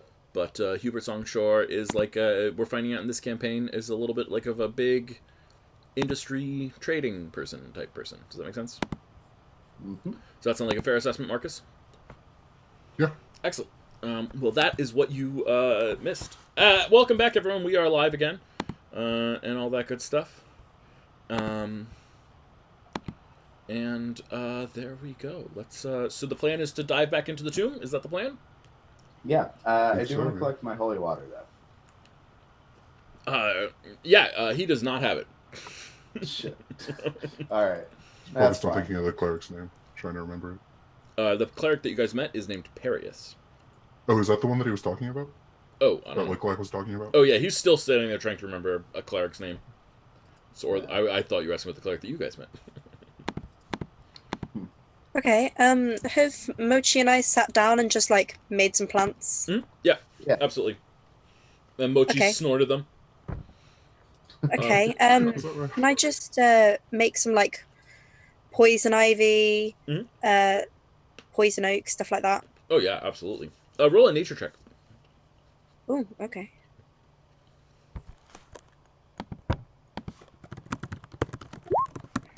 Oh, never mind. That's a +3. Oh no, you can absolutely have poison ivy and poison oak. That's no problem. I was just gonna like if you're looking for poisonous plants, I was gonna say you can make a nature check, and I can tell you what some poisonous plants are. Oh, okay. Poison ivy and poison oak are types of poison, but poison ivy I think has to be ingested to be effective, and It's just itchy. Yeah, poison oak actually- just makes you itchy. Yeah, I think it's just like throw it at people. Yes, I do not think that will be Won't be very quite as effective. effective as you want it to be. We're But gonna be a wet noodle party. but that's totally okay. It is. It is. Excellent. It's gonna be stuff. So you guys are gonna make your second excursion into the tomb. Woohoo! I'm excited. Yeah. So you may not remember this, but the tomb started off with a choice of at this point left or right. Although it's pretty clear that there's like a locked door that will open to a third path as well. And last time you guys chose left, basically, heading into the same area, into that area. Now you could head back to that same area, or you could head in a different direction if you wanted to see what the other side had in store. But you could explore further one direction, or you could explore in the other direction. Those are your choices. Does anyone have a preference? It's up to you. Emily? I don't know. I think it'd be good to see something new. Sure. Yeah. So right would be Mhm. what we haven't explored. Yeah. Last time, I think right here I did divine sense, and I got a sense of like what was in each direction. Do I remember, or do you remember? I guess what was in. You got undead from the other direction. You did not get anything from this direction. Okay. Yeah. Cool. I guess we'll head right then. Okay, hold on one You know second. what I just realized? What's it called?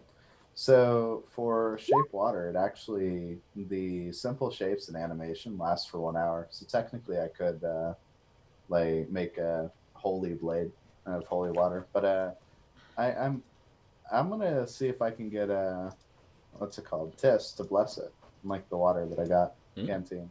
Interesting. Above game, I don't know bless. I don't know if that's what you use to bless holy water in D&D. It is not. But, It is the okay. spell ceremony that is used to bless holy water. I see. Oh shit! All right. It is a Hello. second level spell. Tis, friend, I need your help. I did not come prepared. He did not have the holy water in Did you time. forget your bats? Oh shit! I forgot my bats. All right, can we actually go back and just get the bats? You're gonna climb back up through the. Yeah, of course. Rolling it All up. right. I guess we're gonna take like a very short. You know what? How about Hilarious. this? I'm gonna use my feline agility to just like Yeah. literally run the hell out of there, like faster than comically fast. Yep. So, Sounds good to me. but yeah, so I run comically fast out, and I return back with a bag of bats. I have them. Can't leave those at home. I love it. This is very, very important. I love it. Why else were you unprepared though? Yes, I forgot my holy water. I feel like holy water is a more powerful version of water. Like, I don't exactly know what it would be used against. Probably demons, but like, who knows? But like, I feel like it is a more powerful version of water. I need you to bless my canteen if you can. I can try. I've never done a blessing. I've seen people do it. Let me see here. Ooh. And then Tis will say stuff about the ocean and how great it is and how nice swimming is and Oh, how pretty the coral fish are. Take me by the hand. Yeah. Roll a religion check. Okay, yeah.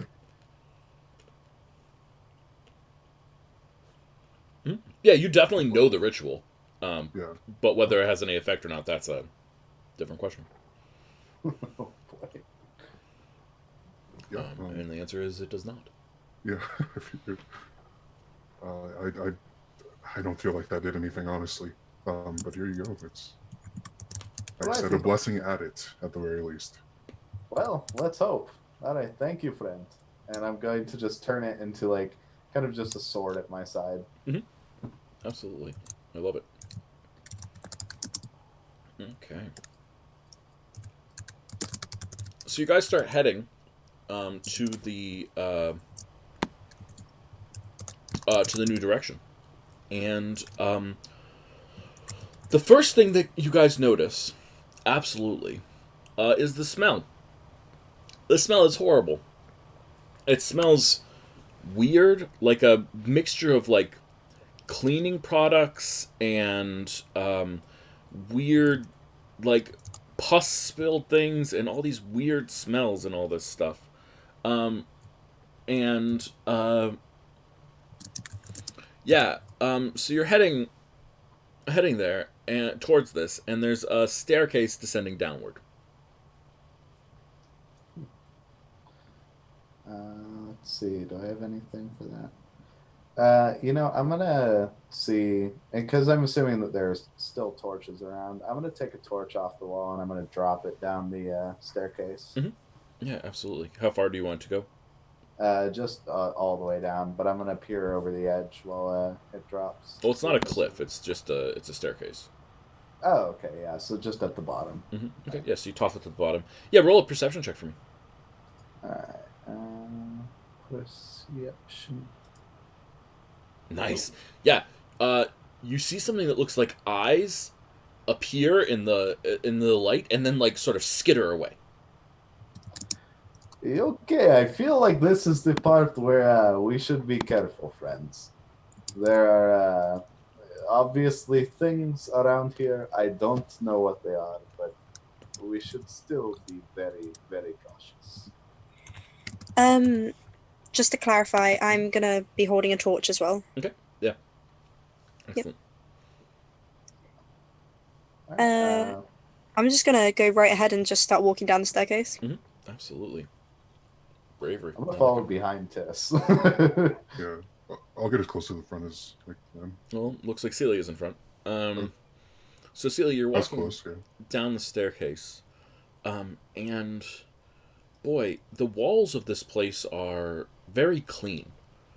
The other side was very run down, but this side seems very, very clean. You can see where there were like at one point several tablets in the walls along this place, and the tablets have been recently removed, as in since the tomb was opened, as in because you went the other way, you don't get these tablets, and all that good stuff. And you continue down the steps, and it's very clean. The end of the hallway, though, the end of the steps divides in two directions. You can go either right or left. Um. And both of them are just long hallways. Okay. I'm gonna ask the people behind me. I've got two directions here. Which way do you want to go? We've got right or left.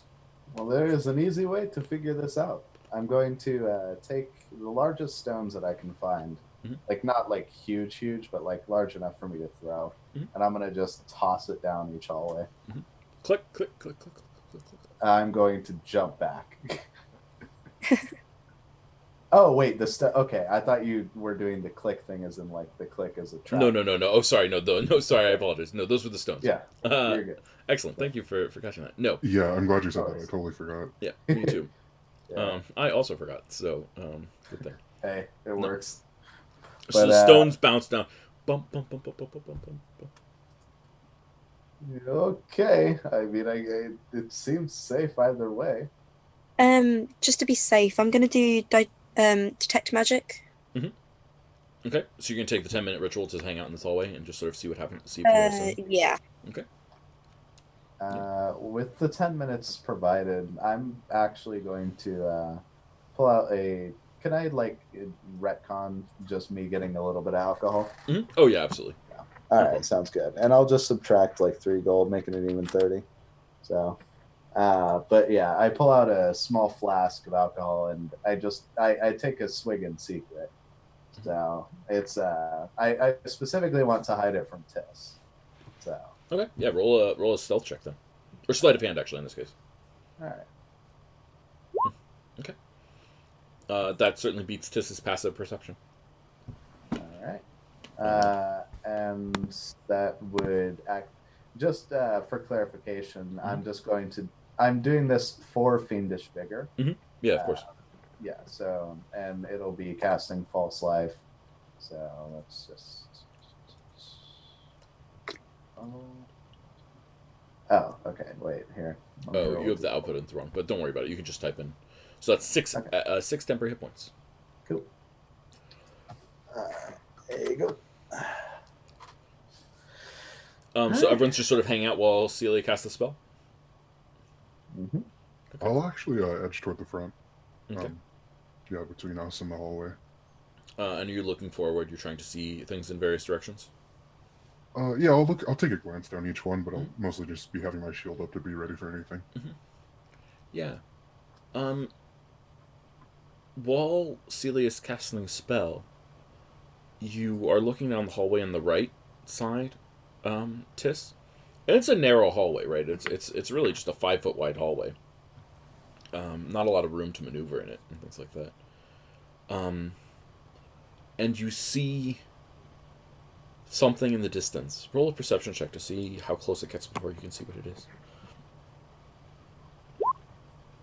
Oh God! Six. Whopping 6. I love characters with low perception. Nothing makes me happier. -1 on perception checks. I love it. So this thing, it gets pretty close actually before you see anything about it. It kind of looks like it's a skeleton of like a halfling maybe, but it looks like it's floating rather than walking. And it has sort of like a sword in one hand and like a helmet on, and it's wearing like, it looks like Prion armor, like normal Prion armor, and it's just sort of floating towards you a little bit. I'm remembering the skeletons from the last room where we had to bow to them. Are these the same kind? No, this is definitely, like, those had a lot of ancientness to them. Their armor was very old and things like that. Roll an intelligence check. Oh, okay.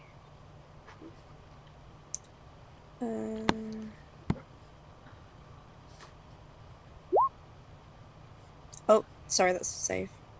Don't worry about it. I can do the math. Yeah, no, I mean the armor looks much more recent. Okay. And it's just sort of floating towards you. Does it look threatening? I mean, it's just kind of floating towards you. It's getting closer. I'm gonna. Yeah, shield up. Could I turn my sword into a spear? Sure. And I'm just gonna throw the water at it. Mhm. It's not going to do anything, but I think it does something. Yeah, so the spear of water flies right at this thing, and then like it doesn't hit it, it just sort of hits near it, and then like disappears. Huh. Like in Like a front force of field. it or behind it or It kind of absorbs into it. huh. Like Okay. does it hit the armor itself? No, So it's Do you still think maybe approaching, this right? could be the same thing as that hallway where all of the liquid was absorbed? Maybe it's the Oh, same thing. maybe. Well, I feel like I know what it is, but like it just depends. Um, is there any like? Fuck, let me think. Are there In the any meantime, I'm preparing to floating intercept it with objects my shield. near it? Like, I don't want to let it touch anyone else. Just in excellent. case. Tis does a 20 hit. Yeah. Okay, Back up then there. you are attacked by this thing. It doesn't move at all, but it just sort of approaches you broadly, and then attempts to engulf you. I need you to roll a dexterity saving throw, Tis. Oh, no. I just. Yeah. God. Yeah, you I just realized realize what it this is. Yeah. Yeah. No, I knew, but like I don't want to metagame, so No, it's fine. It's good. Can someone fill me in? Because I have no idea. That's okay. You shouldn't. yeah. Tis, roll a dexterity saving throw. You fail your Yeah. dexterity saving throw No. as this thing just rolls over you, and you all see Tis as Tis gets absorbed into this thing, and you see Tiss's flesh start to decay, and as Tis floats into midair, Tis, I don't think this is going to kill you in one turn. Um, let's see. On a failed save, the gelatinous cube enters the creature's space, and the creature takes 3d6 damage. 15 points of damage, Tis. Are you still alive? No, yes, I'm still alive. Excellent. Holy You, That's a lot. you cannot breathe. You are restrained. And unless you can find a way to escape, you're going to die next turn.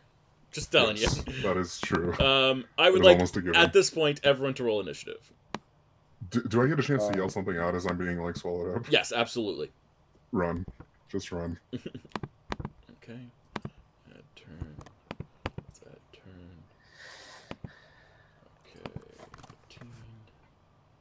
Oops, that's the wrong person. Awful initiative too, when it counts. Well, fortunately, the cube's initiative is also awful. So let's add turn. Tis gets a 6. The cube gets. Let's. Sorry, I got to roll for the cube.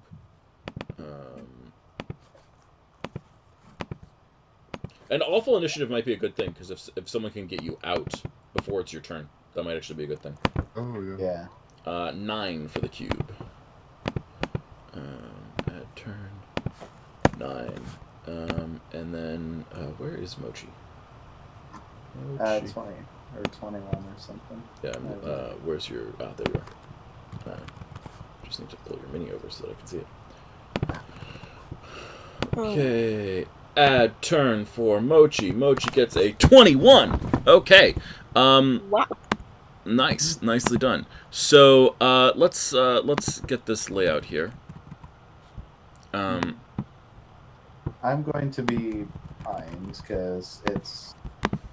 I think I stayed back away from. Yeah, this. exactly. Yeah.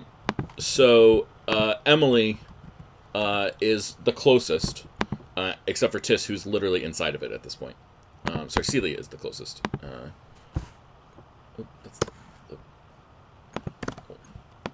You know what? I need to fix some things in our thing. I will do that by next time, I promise. Okay. So when it says Lyra, it actually means Celia, just for future reference. But Mochi, it is your turn. What are you doing? Oh shit. Fucking hell. Alright. We're gonna figure that out. I'm just gonna be looking through my stuff because I really. All right, so this is either going to work or it's not going to work, but it's definitely gonna be really interesting. I don't want to use any spells or try to hit it because he's inside of it. But I'm going to take the shovel out of my bag and I'm going to stick it in the gelatinous cube and attempt to pull him out. Oh I'm man, also- I love that. I want you to roll a strength saving throw, athletics. yeah, and I'm going to roll with advantage because I'm using inspiration. Take it. I love it. Oh my god, I'm so glad I rolled with advantage. And yet it is still not good enough. So you start shoveling and trying to pull Tis out of there. And you get some like I'm glop not thrown in insane. various directions, but I think that clarifies that there's now, you guys can see to a certain extent that there's this massive acidic invisible cube that is trying to swallow Tis whole. And Mochi, that absolutely could have worked. You just rolled only, even with advantage, you still rolled an 8. And an 8 Yeah. is lower than the DC that you need to succeed. It's such a shame. Oh man, this is rough. Celia, you're up. Oh dear. I am still trying to think of something useful I can do. Mhm. Christ.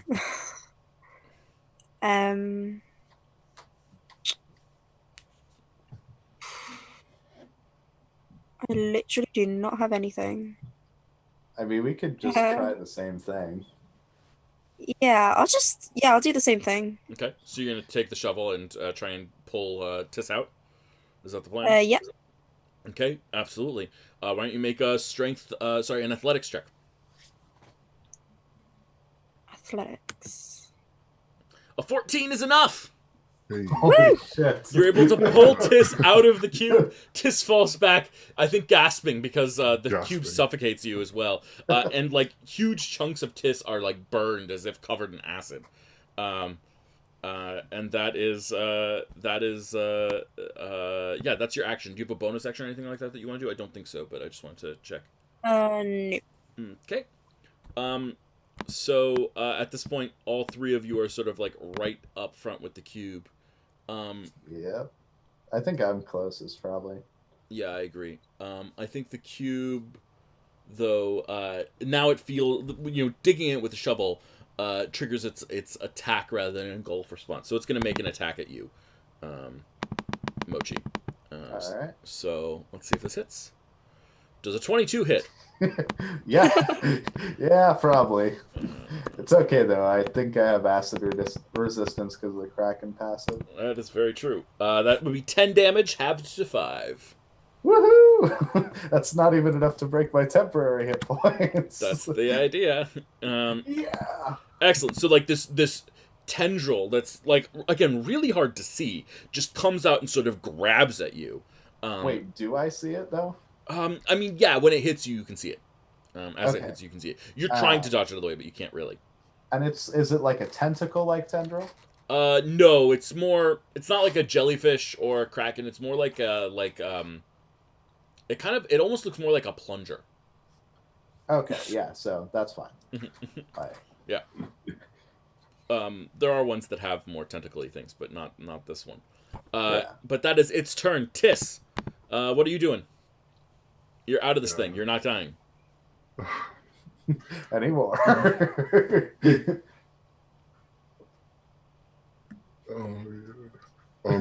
How bad of shape are you in, bud? Less than half my hit points. Shit. Yeah. Okay. Yeah. I'm gonna cast Cure Wounds on myself. Okay. I think being hurt that bad has woken something up in this. Yeah. So yeah, I think I do 1d8 plus my spellcasting. Yep. 1d8 plus charisma. What's your charisma mod? It's 2, so 9. Yep. So you heal for 9. Nice. You should also be able to click on Cure Wounds, and it should just cast that automatically, just for future Oh, reference. I don't have it. It's not loaded in the spells. I have it on like an app. Okay, that's fine. No worries. Yeah. I'm just letting you know. And then as my bonus action, I'm gonna cast Shield of Faith on Mochi. Shield of Faith, the first level spell. Yeah. You don't have the yes. ability to cast 2 first level. You don't have the ability to cast 2 spells in a turn, I believe, yet. Oh, even if they're action Action, and bonus action? Yeah, I'm pretty sure. I always have to double check this ruling, but I'm pretty sure you can only cast one spell in a turn. Because it uses more than one slot. Yeah. Yeah, something like that. Okay. Yeah. I think that's. Okay. Hungry Jaws, is that a bonus action? That is a bonus action. Yeah. Is it a bad idea to bite a? I don't think So it's I'll a get health back, Mhm. but I assume I'll get hurt too. This will be interesting. Sure. Yeah, I'll do Hungry Jaws. Okay. Yeah. Attack with the jaws. I just realized, do you have a flame breath? A 9 no, hits. that's Dragon Folk. A 9 hits. Nice. Roll damage. 6 damage. Absolutely. So you regain 6 health. Is that what happens? It says equal to my Constitution modifier, so I think 4. Okay, so you gain 4 health. Nice. But unfortunately, you're biting into raw acid, and you take 10 damage. Oh. Yeah, I should have. No, yeah. Chewing on acid is not that healthy. It turns out. So I lose 6. Yeah. Total. But it takes 6 damage as well. Okay. Yeah, which is nice. Okay exchange. Yeah. I remember hearing about a dragonborn that actually ate a gelatinous cube. Like he finished it off with a bite, and it turned his flame breath into poison breath. That's awesome. Yeah. Mochi, you're up. All right. Shit. I'm going to back up, and I'm going to. You know what? Let's take out the sling, and let's just do a magic sling. Mhm. I'm gonna flavor it. So it's just going to be water themed. Okay. So I'm just going to, I guess, cover the pebbles in a little bit of water because I think it helps, even though it doesn't do anything. I love it. I think that's great. 11 definitely hits. Roll damage. All right, cool. 8 bludgeoning damage. That's huge. Yep. Hooray for magic stones. Okay. Absolutely. That's a beautiful turn. That brings us to Celia. What is Celia gonna do? Touching this thing seems like a bad idea. Yeah, Also, I can unfortunately imagine. for you, it has no Yeah. blood. Yes, I was thinking that. I'm gonna back up as far as I can, Okay, 30 feet. and I'm gonna try control flames from my torch. Yeah, absolutely. We've been rolling this as a d20 plus your spell attack modifier, so do that. Yes. Oh, shit. All right.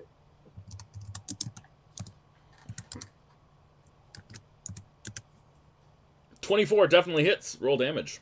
1d8.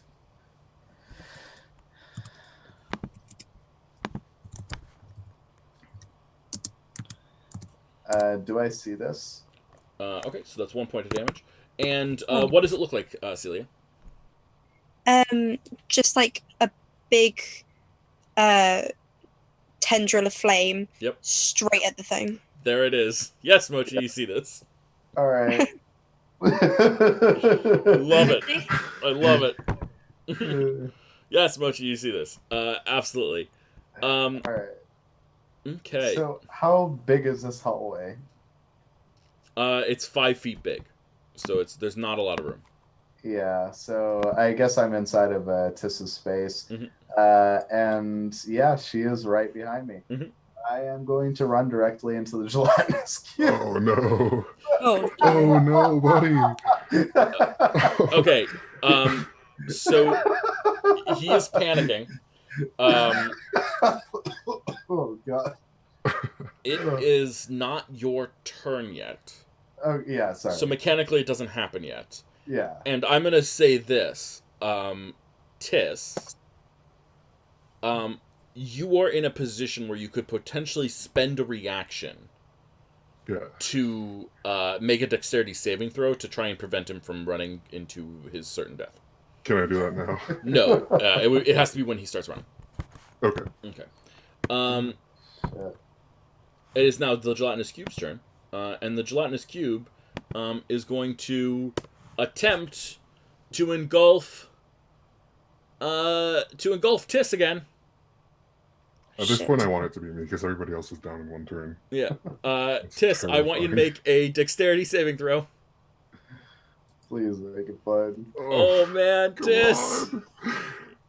you get engulfed again. It's very possible that I go down right now. We'll find out if this is a TPK. I could see it. Oops. Oh boy. Wait, why did that roll? There we go. 11 damage. Okay. Are you I'm alive? not down. You're not down. I'll take it. That's huge. I will Alright. take it. Still have a spell slot. Okay, Two Tis. wounds again next turn. Bad news. It's your turn. Do you want to try and break out of this thing? Okay, so what happened? Like, I can't take actions. I can only try to break out. Yeah, that's it. Okay. Yeah, what is it? It is a strength check, athletics. I need this to be good. I really need this to be good too. Okay. Tis, how much health do you have? One Tis, hit you point. fall unconscious. Oh god. Shit. You guys see Tis get engulfed and try to struggle out of this cube, but fails to do so. Now Tis is unconscious. Mochi, it's your turn. All right. I'm still holding the bag of bats, Yep. by the way. So I'm going to at least hope that, like, when I'm running, I'm pretty much dropping everything, Mm-hmm. including that bag. Mm-hmm. Can I see if that bag breaks open? Sure, yeah. All right. What? Straight what D20. Okay. So, D20. Yep, it breaks open. Okay. It So breaks there are open. bats flying everywhere now.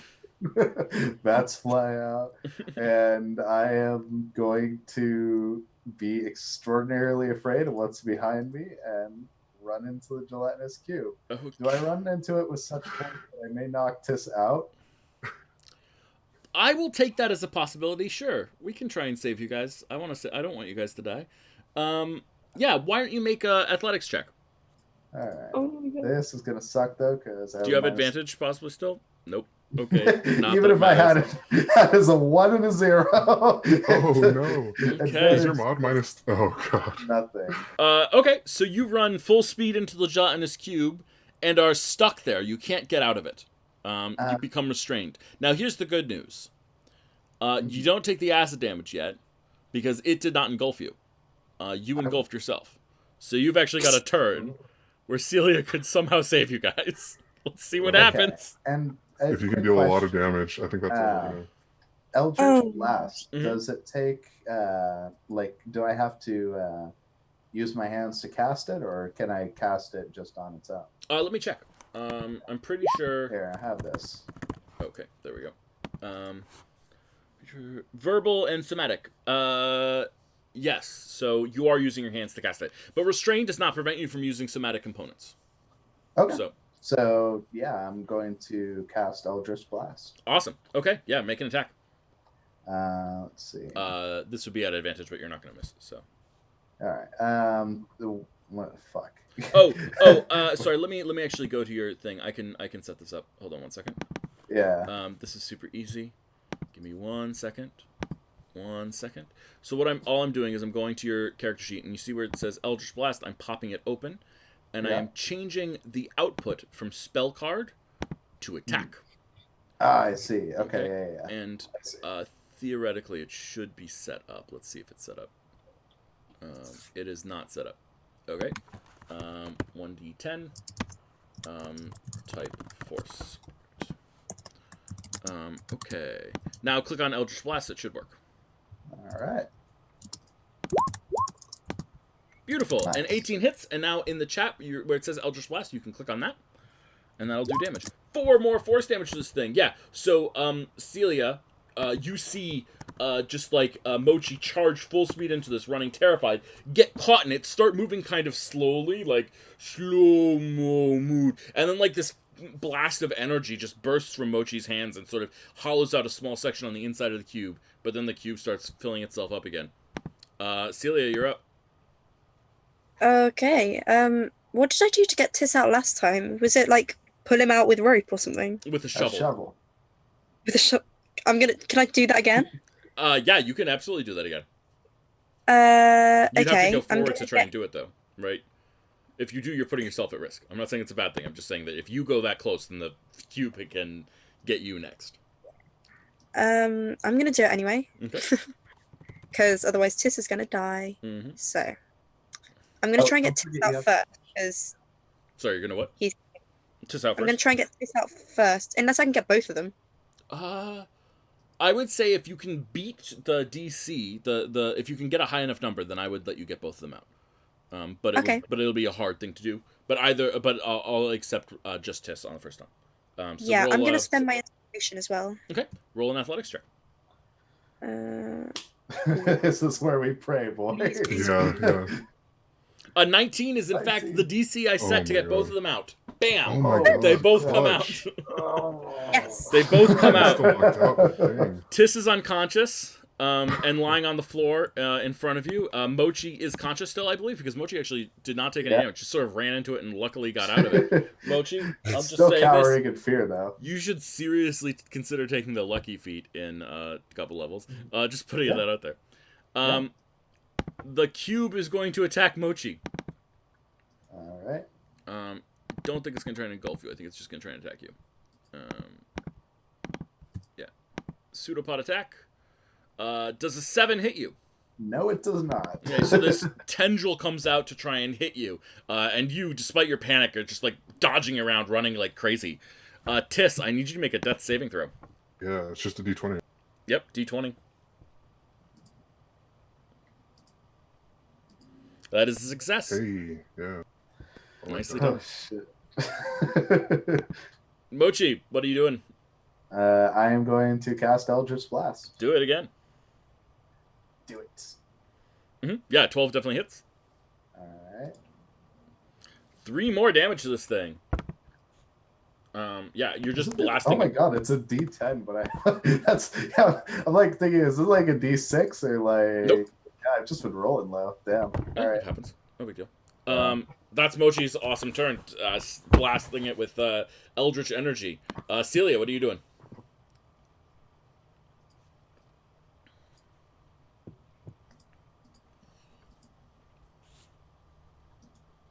Are you saying you want to use Human Metacar? Because you should feel free to do so. Celia? Emily? Uh-oh. I think we're having the Mhm. connection. Oh, internet issues. It sounds like. It's all good. By the way, for flavor's sake, I'm gonna say that Eldritch Blast will actually be a tentacle. Oh, I love it. Oh, that's like great. Like a small like dimension Mhm. door or whatever, like little portal opens up and then a little tentacle lashes out. I love it. Oh man, I think that's awesome. That's Yeah. so Is that cool. Mochi getting over it? Like the. No. Too soon. No. Yeah, so you're exact like traumatizing her. The exact opposite. Well, see, here's the thing: is I don't know that I'm doing this. I'm not going to cast the spell like knowingly, Yeah. right? Because like this is happening. This is his because panic attack. Yeah, exactly. Yeah. So I think that's I find it funny that like the friggin' torch thing is like the whip that kind of like sets I it love off in it. emotion. I think it's great. Yeah, It, no, that's There's good. a little bit of like character to the one fucking spell that every warlock uses. Yeah, really. Oh, I love it. I'm a huge fan. Like, I am a huge, huge fan. Emily/Celia. Are you back? Oh no, she's still muted. I'm presuming Still that dead. someone showed up and she needed to chat with them. Excellent. Well, this is scary. yeah, we're fucking. Oh my god. I mean, thankfully she still has a health potion, but like that is if like everything goes well. Like we could still. I don't know too much about gelatinous cubes. I knew this was one once like you started describing like the floating like it was the force field because I'm thinking like what makes a force field like that's awfully odd, right? Like and I then think it I'm was like, a ghost or something. oh, it's a skeleton in armor. Yeah, the armor is the only thing left. That's acid. Mm-hmm. So, Hearing that it was a 5-foot wide hallway was what got me, and that it was really clean. Like it started clicking after a while, but it took a while. I never even got And I was that. I'm terrified. surprised that you did. Shit. Yeah, because they like corrode everything. Mhm. Like so, Yeah. smooth walls is one thing. I just didn't like key into it right away. Mm-hmm. which is good. Interesting. That's fun. Good. I'm glad. Yeah. Well, let's for now.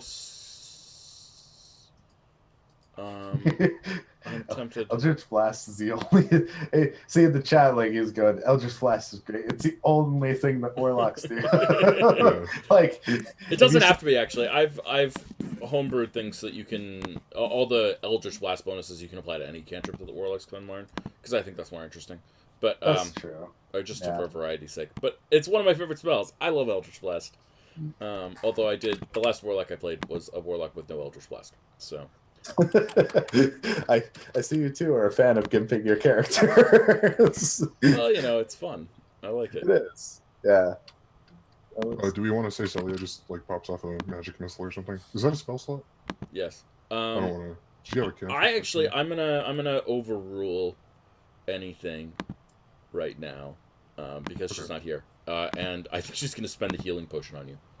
I mean, shoot, I could use it. Yeah, just to pop you Hello, up. I'm here. Oh, you're I'm back. here. Never mind. Oh, Sorry. Hey, how you doing? How's your internet? How's your life? Sorry. Yes. I could hear you, but I couldn't talk because it wasn't working. Oh. But I'm back. You're back. Well, it's good to have you back. So, what do you want to do, Celia/Emily? Well, I was thinking about going the opposite direction to before and using frostbite. Okay, yeah. Try and freeze this thing. Yeah. I like it. Made Yeah. out. Click on frostbite. For me, I'm pretty sure it's a saving throw from it. Yeah. Con save. Okay, let's see what happens. This is not going to go well. It gets a 20, so it is unaffected by your spell. It Shit. ignores it entirely. There's this frost that coats it a little bit, but then it just sort of keeps not walking, but keeps rolling slowly forward. This ominous, fast approaching doom. Oh, by the way, Emily, don't forget you have the potion. Yes. How's Tis doing? Tis is unconscious on the ground, bleeding out in front of you, or dying in front of you. really bad. Can I give him the potion? So it's a bonus action for yourself to drink a potion, but it is an action to give it to someone else. Because you have to sort of force open their mouth and things like that. But that's okay. Yeah, I'm stable. Yeah. Well, you're not Well, dying. yeah, not you're not stable dead still, yet. but- You're just in the process of dying. So we'll see what we get. The gelatinous cube is going to roll forward and attempt to engulf Mochi. Mochi, I need you to make a a saving throw. Yes, a dex saving throw to jump back and avoid it. Oh boy. That is my dex save. Well, a 10 unfortunately is not enough. Guys, I need you guys to roll better, okay? You're gonna die. That is 13 acid damage, but you are resistant to acid, so it's halved to 6. Oh god. Are you still alive? So I'm at 0 temporary hit points, Okay. and then I subtract 5 from this, so I'm at 9. Oh, you're hit doing points. fine. All right. You're doing fine. I mean, honestly, What are you though, doing, it man? could be a lot worse. The fact that I'm like resistant to this is like coming in crucially. Like- Exactly. You're doing fine. You're doing fine. Okay, Tis, I need another death saving throw. I'm so scared. Oh. That's your first failure. Yeah, one success, one fail. Yep. Okay, there we go. Mochi, it's your turn. All right. Is it an action to try and break free? Yes, it is. You spend an action to make an athletics check to break free. Good luck. Shit. Instead of that, I'm just going to continue to cast Eldritch Blast. Okay, you do realize that means that you're going to continue to take damage from this thing. I understand, yeah. Okay, roll damage, please. So scary. It is. Oh man. Okay. This thing does more damage to you. That's halved for you, so it's 15 halved to 7. All right, that is 7, 8, 9, 2 HP. Okay. Celia, what are you doing? Um, I'm so scared. Guys, don't die. I like this this group. Sorry, Celia. Oh dear. I'm gonna save Tis, and I'm gonna give him the potion. Okay. Let's roll. Look, I don't already have Bought it points. too. Have to give him the potion. Okay. Tis, you recover 7 hit points. Okay. But the bad news is that it's the cube's turn, and the cube is going to try and attack you.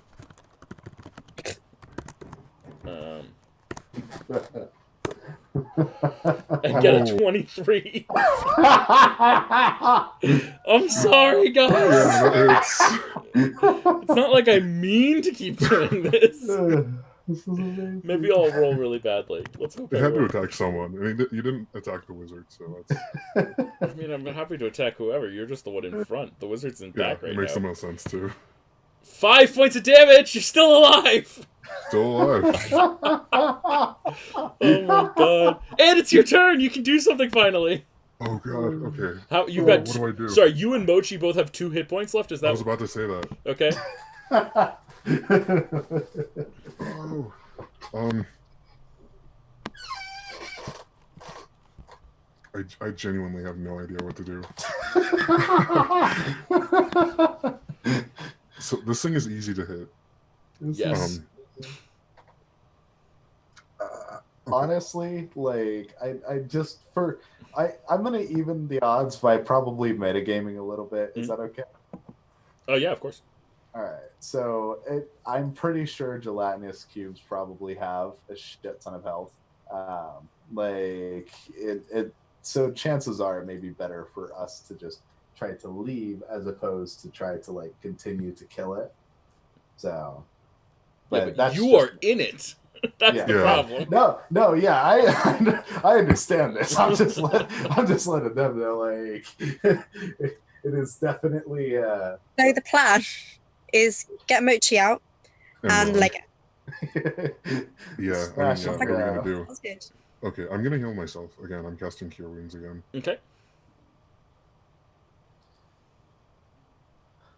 Oh, ouch. So that's you rolled a 1 on a d8 plus your modifier, so you heal for 3. Is that right? Yeah, I'm at 5. That's something. That's fine. Excellent. This Okay. is amazing. I'm gonna back up as much as I can. I don't want to be in range of it to be engulfed or Okay. attacked. So you're back at 5, 10, 15, 20, 25, 30. Okay. Yeah, I have a bonus action. I don't think I have anything else I can do with it. Yeah. I don't think so either. Okay. Yeah, I can't.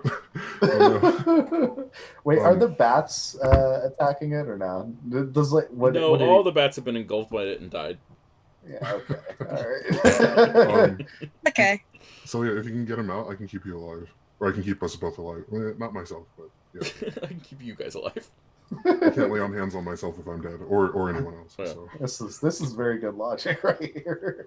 Mochi, it is your turn. You are stuck inside this massive cube. All right. If you I'm stay in this going one more to- turn, you are guaranteed to fall unconscious. I'm gonna false life myself. Okay. I'm gonna accept my fate and take a little. I'm still gonna try to hide it I from love it. Tess. Okay. Like, but yeah, I'm just gonna take a little swing. Yeah, So, absolutely. Fine. I'll say you can do that. Yeah, I'll take it. Yeah, roll 1d4 plus 4. So you get 6 temporary hit points. All right. I mean, The warlock with my is better than you. resistances, I'm hoping that this is just going to be like my excessive drinking will be enough to keep my character alive. It's possible. You never know. Through the magic power of alcohol, we'll solve all of life's problems. Celia, what are you doing? I'm thinking. I'm wondering whether if I put rope, like, around the cube Mhm. and then pull, Mhm. will like Mochi just like come with me, or will I bring the whole cube? You're I gonna think count it's one more hit. likely that the rope would suffer acid damage and decay and become part of the cube. Like, I Shit, think the didn't cube think is of acidic enough to destroy anything that goes in it. Yeah. shovel might have another use in it. I don't know how bad. In that which is. case, I'm gonna get too close for comfort Mm-hmm. and try and get Mochi out again. Okay. So that's 10 feet forward. Yep. and make a an athletics check to try and break them out. You've still got the shovel still. Yep. Okay. Pretty sure it's just inside the cube. Well, A 12 is enough to get Mochi out. I need you to roll a 1d20 flat. 1d20 what? Just 1d20. Roll 1d20. Oh shoot, Mochi! I forgot to roll damage for you last turn. That's I'm gonna roll damage for Mochi right now. Pardon me, everyone. sounds good. Okay. Mochi, it's 7 acid damage. That's halved to 3, so I think you are still conscious. Woohoo! And Okay, so the shovel manages to get Mochi out, but as it does, it's just too weak and it snaps. So you no longer have access to the shovel. The shovel is now broken, but Mochi is out on this side of the cube. What do you want to do from here? Well, everyone's conscious, right? Everyone's conscious.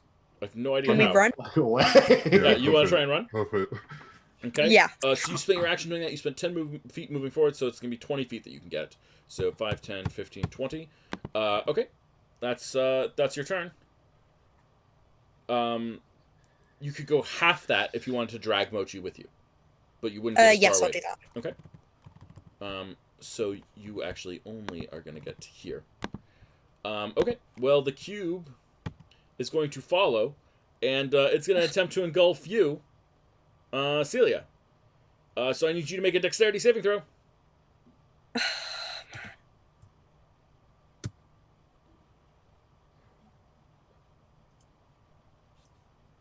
That's a success. Oh god. So you're able to run away from the cube. Tis, what are you doing? Okay, so I had backed up before, and they've just moved back a little. Are we more or less in the same area? No, because she had to move forward to the cube and then had to drag Mochi with her, so she couldn't move as far as you could. So you're She went, the map that we have on the screen it's approximate, but it's roughly right Okay. in terms of gonna positioning. move up to them. Top to what? Sorry, what? Sorry, I'm gonna move up to them. Okay. Yeah. Can I drag them both? Yes, but it's half your movement, so you pull them 5 feet back. Better than nothing. Every little bit it helps. is better than nothing. Okay. Yeah. Okay. So collectively, we're a little bit farther, and Yep. that's good. Mochi, it's your turn. Quick question. Explain to me the dash action. Yeah, the dash action takes your movement speed and allows you to do that as an action instead of an attack. So you sort of sprint, basically. Okay, so you essentially take your movement speed, and you get essentially 2 chances to move. Yep. All right. I am going to cast Expeditious Retreat. Okay. And I am also going to use my feline agility. I am going to see if I can pick up. I don't think I can pick up Tis, but No. I'm going to try to pick up Celia, Mhm.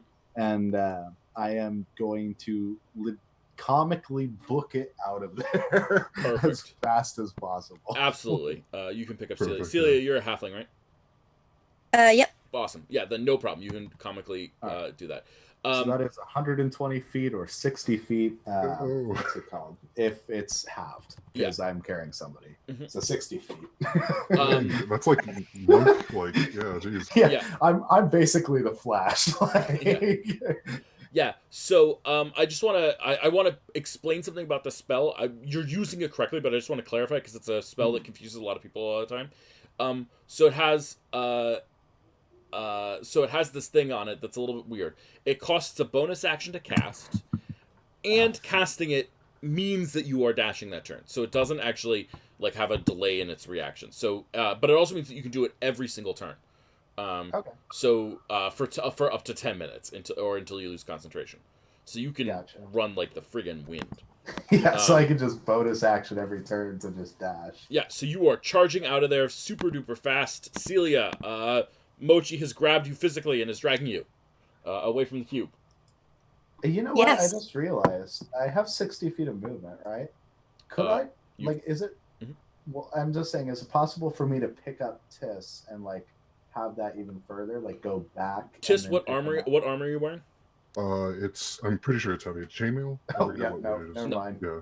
No, this is yeah. Tis is also more than twice your size. Yeah, no, never mind. 6'6", 236 pounds. Yeah. Yep, nope. And you have a -2 in your strength, is that right? You Yeah, can pick I up have the a halfling -2 wizard by who's not strength. wearing armor, okay? well, you never know. Celia, that makes it your turn. You're now 60 feet away from the cube. Tiss is still 10 feet away from the cube, but you are 60 feet away from the cube. I'm imagining. I'm trying to think Mhm.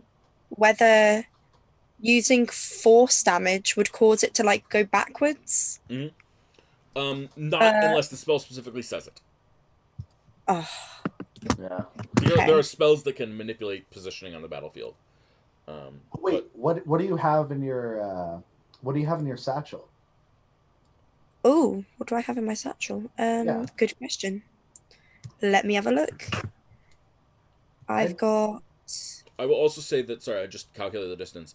About 15 feet behind you are the stairs. Okay. Okay. So quick question. On your spell book, does that, because I remember I took some lightning damage when attempting to touch the other spell book. Mhm. When a spell book is like lost, do they have to remake it, or Mhm. does it just automatically appear? No, it costs money and time to remake a spellbook. Okay, never mind. Yeah, I was gonna say, because like that is a bomb right there if it absorbs it. So I don't have anything of interest. Okay. I Mechanically speaking, the guess most powerful things you can do are probably your spells. Just like, that's probably true in general. Like, sometimes there's interesting things you can do, but the most powerful things you can usually do are your spells. yeah. I don't even know whether my spells will work at this distance, so let me have a look. a lot of them have really like long range. You're also Oh, dear, 65 feet away, and you have your movement. So you could, like, if you have a spell that's 60 feet range, then you could move 5 feet forward, cast the spell, and still run 25 feet away. You know? Your movement can be broken up over the course Got of your turn. magic missile is a range of 120 feet. No problem. Yeah. Yeah. If you cast Magic Missile, So you are I'm damaging gonna that do thing. that. Okay, do it. Uh, You can just click on the spell. It should show up. Okay. Click on it 2 more times for me, please. Because every time you cast it, a magic missile appears. Why don't you tell me what your magic missiles look like? All 3 of them hit, obviously, because it's magic missile. just like little purple streaks straight towards the cube at different angles. Mm-hmm. Yeah, so it's just like 3 like arcs of energy, just sort of boom, boom, boom, smack into it. And Tiss, you're the one who's close, and you can see like they're hitting into the cube, and you can see like chunks of the cube go flying off in various directions as it's doing this. Unfortunately for you, though, Tiss, it is the cube's turn, and you are the one who is closest enough to it. It is going to try to attack you with the pseudopod. Actually, never mind. It is going to move towards you and attempt to engulf you. Please make a dexterity saving. Oh no! I was like, thank God.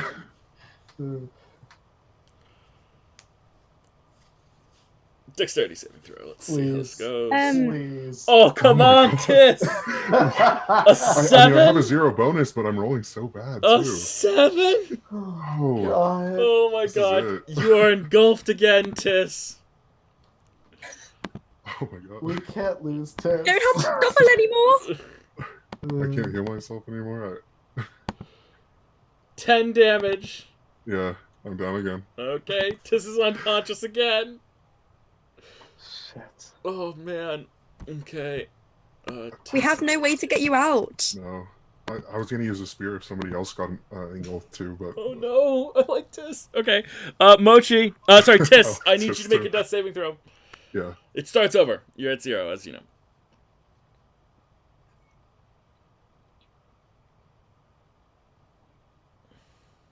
A Hey, 16 is a okay. success. You're not dying yet. Mochi.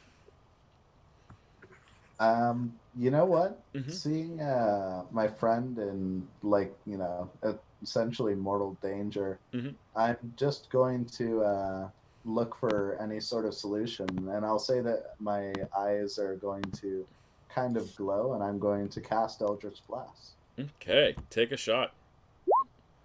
Tentacliness. The 15 definitely hits. Roll damage. Oh man, this thing is not looking so hot, but it's still standing. Celia. Over the table, do you think we have a chance of killing it? That's not a question that I can answer. But other people can answer over the table. Yeah. It's not looking good in DM talk. I think is usually under half. I don't know if Matt's the same way, but Sometimes maybe. I'll use bloodied. I'll say bloodied sometimes, Yeah. and that's my half thing. It's not looking good is more casual for me. Okay. Yeah, maybe it might be the best thing we can do outside of finding something to get me out with, which there might not be anything. I have 8th staff, but you know what? I could just toss you. I have like it's essentially a quarter staff, but like Shorter. It's Well, half. I have cold stuff, so Oh yeah. Use it. You try to use a quarter staff if you can. yeah, I'm going to do that. You'd have to approach it though, and you're pretty far away, because Okay, you that's dashed true. away a little bit. Nerve-wracking. Yeah. Wait, it was just my turn last turn, right? Or no? Yeah, you just shot an Eldritch Blast. Okay, yeah. Do you want to move? Yeah, I'll use my movement. I'll actually see if I can like kind of scurry her a little bit towards. So like essentially just trying to get everybody I can to help. Like closer? Yeah, Okay. I'm gonna see if I can move her closer. Right. I'm just like a 3-foot dog carrying a fucking wizard. So you're a little closer. But you know, again, when you're moving someone else physically, you can only move half their speed. This is hilarious to me. You're just everyone's just picking up someone and then moving a little closer and then picking them and pulling them back. Right? Yeah, like I'm actually gonna still use for my bonus action. Still use that. You still want dash? Got it. So that'll be actually you can get to hopefully there. move her within 30 feet. That would be. Because they're 60 feet 10, away. I have. 15, 20. That's 25 feet away. Okay, well, my speed is 25, so... All right, we did it, boys. Okay. Yeah, I'm going to try and get my quarterstaff, dig him out. Okay, roll roll an athletics check to try and get Tiss out. You know what? I'm changing the name of my 8th staff. A shorter staff is so much. Ah! Nope. Tiss is stuck in there. Just too deep. Can't get him out. And the cube is going to try and eat you now because you're in its way. Oh! I need you to make a dexterity saving throw, Celia. Nope, not good enough. Oh, man. Oh, party's going to die. 11 points of acid damage. Are you conscious? No. Okay. Oh, no. Celia falls unconscious. Oh, man. Oh, shit. And Tiss, I need a death saving throw. Yeah. Oh, sorry, and the cube keeps walking its speed. That's a failure, Tiss. Mochi, it's your turn. Fuck me. Come on, Mochi. All right. Well, shit. It's not humanoid, so I can't really. I'm just. You know what? Fuck it. I'm releasing my true warlock, and I'm going to back up and cast Eldritch Blast again. Take a shot. Take that shot. All right. Please. 11 hits. Roll damage. 10 damage. That's the best 10. You can do. That's pretty nice. A full 10. Okay. That's Mochi's turn. Celia, I need you to roll a d20. This is your first death saving throw. I want you to die. Okay. That's gonna fuck my character up if this dies. As an aside, I have lucky. You can use that on which any is roll when you I roll want. a d20. So I'm gonna use that. Okay, reroll it. Just watch this one. Please. Wow. So either way, it's still a failure. No big deal. She rolled a 4 and then a 5. Okay. 5, 10, 15. It moves its speed towards you, but doesn't get into range. Tiss, a death saving throw. Jesus, no. Tiss. That's 2 successes, 1 failure. Oh, You're close to stable. Mochi. Is stable back up to 0 or at 1? It's at 0. Not 20 is the only thing that gets you back up to 1. That's right. Okay. Mochi, it's your turn. All right, I'm gonna just pop. I have a pretty long range with Eldritch Blast, so I'm just gonna pop my way pretty far back and. And Yeah. you've gone up the stairs at this point, just a little bit. So you're shooting sort of down at it. Take a shot. 9 hits. Roll damage. Mochi. I'm trying here. Okay. This thing is looking really shitty. Celia, I need you to make a death saving throw. That's a dex save. I need a dex save. D20. Hey, you know what? Same difference, right? Just a flat D20 roll is fine. A normal with D20. That's your second failure. Why? The dice. Why? I'm doing so well, you know. Yep. Alright. So, Mochi, this is what happens. The cube moves 10 feet forward, is at the bottom of the stairs, and then starts moving backwards. It can't climb. Oh my god. It Tis, just stayed on the stairs. I need you to make a death saving throw. Please, Tis. Oh my god. Tis, you come back to consciousness yes. with 1 hit point. Oh my god. You are Oh my inside God. the cube. You can see Celia is next to you in the cube, clearly dying. What do you want to do? Oh, went to shit pretty quickly. Can I attack from in here? Let me check. I'm pretty sure you can, but let me check. Yeah. It's It's been a engulfed, not restrained, right? It is. Like they're different. Yes, there are. Engulfed is the move that makes you restrained. Your speed becomes 0. Attack rolls against the creature have advantage, and the creature's attack rolls have disadvantage. So you would have disadvantage if you attack from within. That's it. You would have. Sorry, let me be very clear about this. You would have disadvantage to attack this cube, so you would have to roll higher than this cube's AC, whatever that is, which none of you have missed yet, at disadvantage. Yeah. Shit.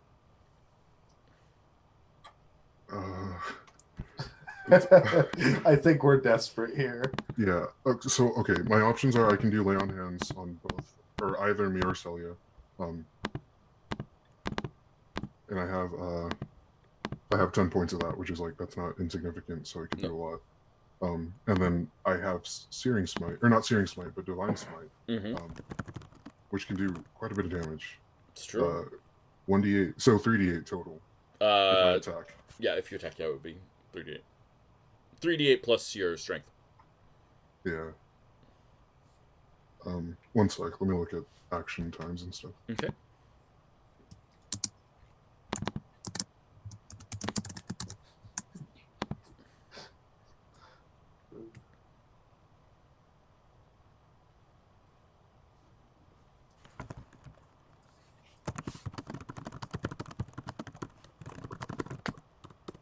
Okay, so I used both my spell slots, so I can't do Divine Smite anyway. Oh, that's true. You've used them on healing potions. Yeah. On Cure Wounds. So I'll reach over to Celia within the cube and cast, or not cast, but use Lay on Hands, and I'll do 10 points. Okay. So you're gonna heal Celia for 10 hit points.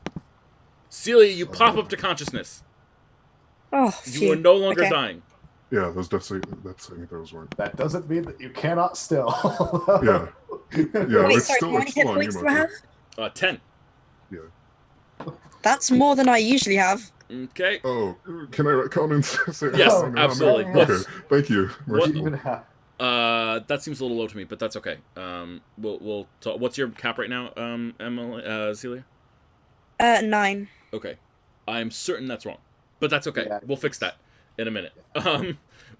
I'll fix that after this fight, but that might help things too. Excellent.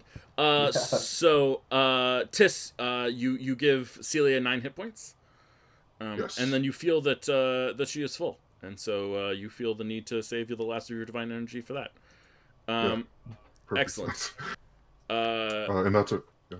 Okay, Mochi, it's your turn. All right. I am feeling a little bit better about that, but still. Hey, at 20 hits, roll damage.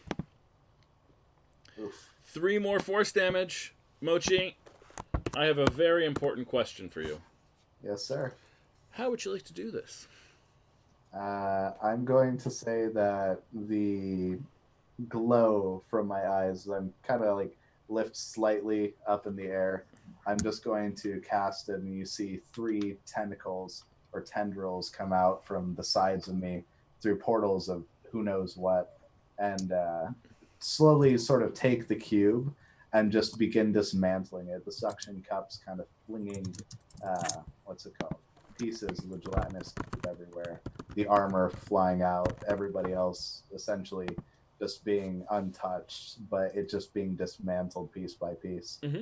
Absolutely. So the cube decays and falls to nothing, being completely destroyed by this. And Tiss and Celia fall to the ground, breathing heavily because they could not breathe while they were engulfed inside the cubes.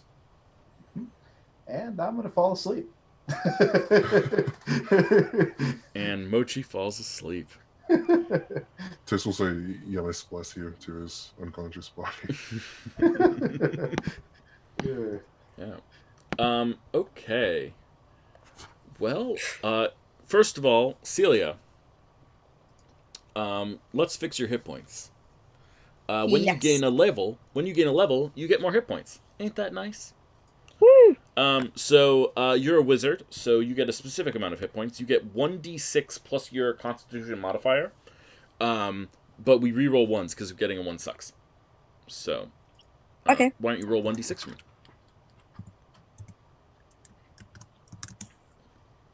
Nice. So your max hit points increases by 6.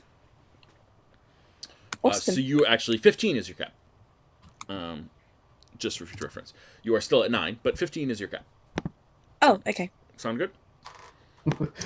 Okay. And with that, our gelatinous cube enemy has dissolved and is gone forever.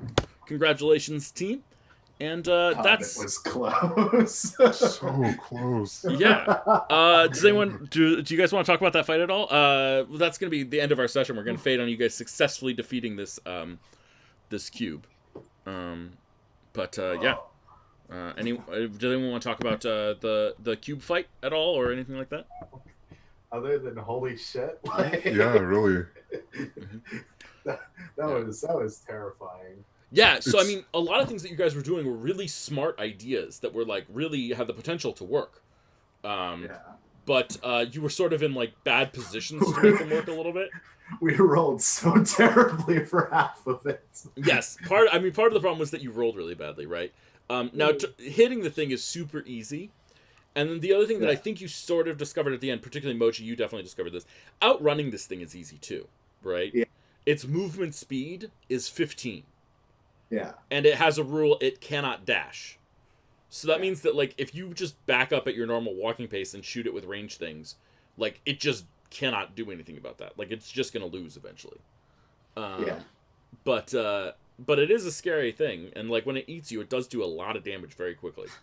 I think the only reason why we're alive, the only reason why I'm alive, I know for friggin' sure, is the fact that, like, not only did my alcoholism save me, but like, what's it called? Your star sign?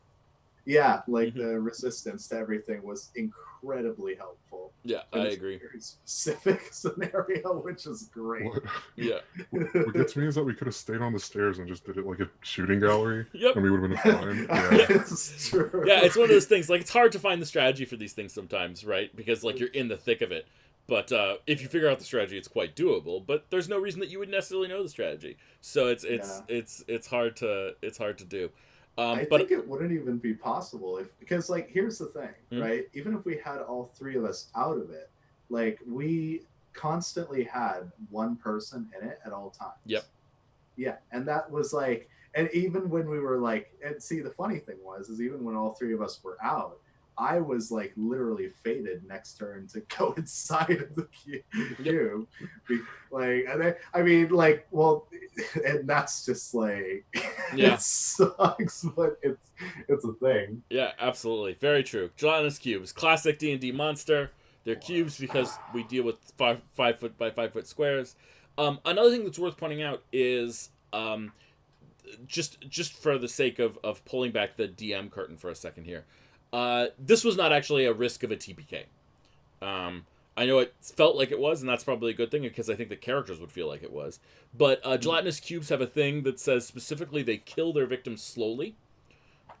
So they don't actually die, even if you bleed out, like you think you would bleed out in there, you actually would die much slower than that. And what we would do is we'd have next episode start with Lyra finding out that you guys were trapped inside a gelatinous cube and have to come and save you.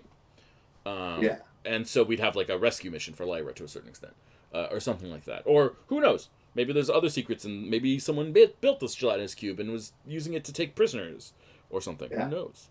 We could find out. I think personally, like, and this is just my philosophy on things.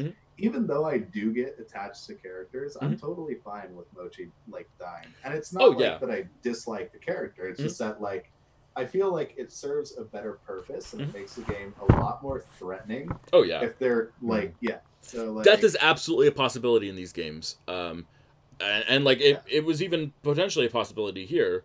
I just wanted to like clarify that like just because things seem like death does not mean that they are death. And just like things seem like they're happy does not mean they are happy. So there's a lot of options and things like that in how we roll things. So yes, death is absolutely a possibility. In any of my games. Okay, well you defeated a gelatinous cube. So everyone take that we did. I'm going to divide this experience 4 ways, even though Lyra wasn't here, because I just want to keep you guys sort of in the same place, if that's okay with everyone. I hope to. Yeah, so I'm going to give you all 112 experience. Nice. So you can add that to your whatever your total is. 305, so that would be... shit. I'm bad with math. 417. 417, sounds good. Everyone should be at around 417. Okay, well, I had fun. I hope you all had fun.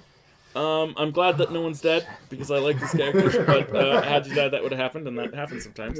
And with that... Oops, I am really out of frame. Wow. Have we been just looking at the top of my head for the entire time? Chat? Not the entire time. I've been watching. Okay. I was not watching, clearly.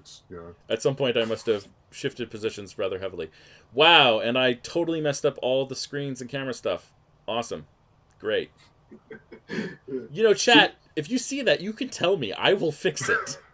I would rather you guys had a viewing experience that, like, I don't know, looked like something rather than this mess that I'm looking at right now. Hey, I mean, it works. I just realized. But, like, come on, chat. Tell me when I do things wrong. Okay. Well, we're going to call that a day. Hope everyone had a good time. I had a good time. And call your mother. She's probably awesome. Tell her I say hi, because she's probably awesome. Bye, everyone. Take care. And we are out.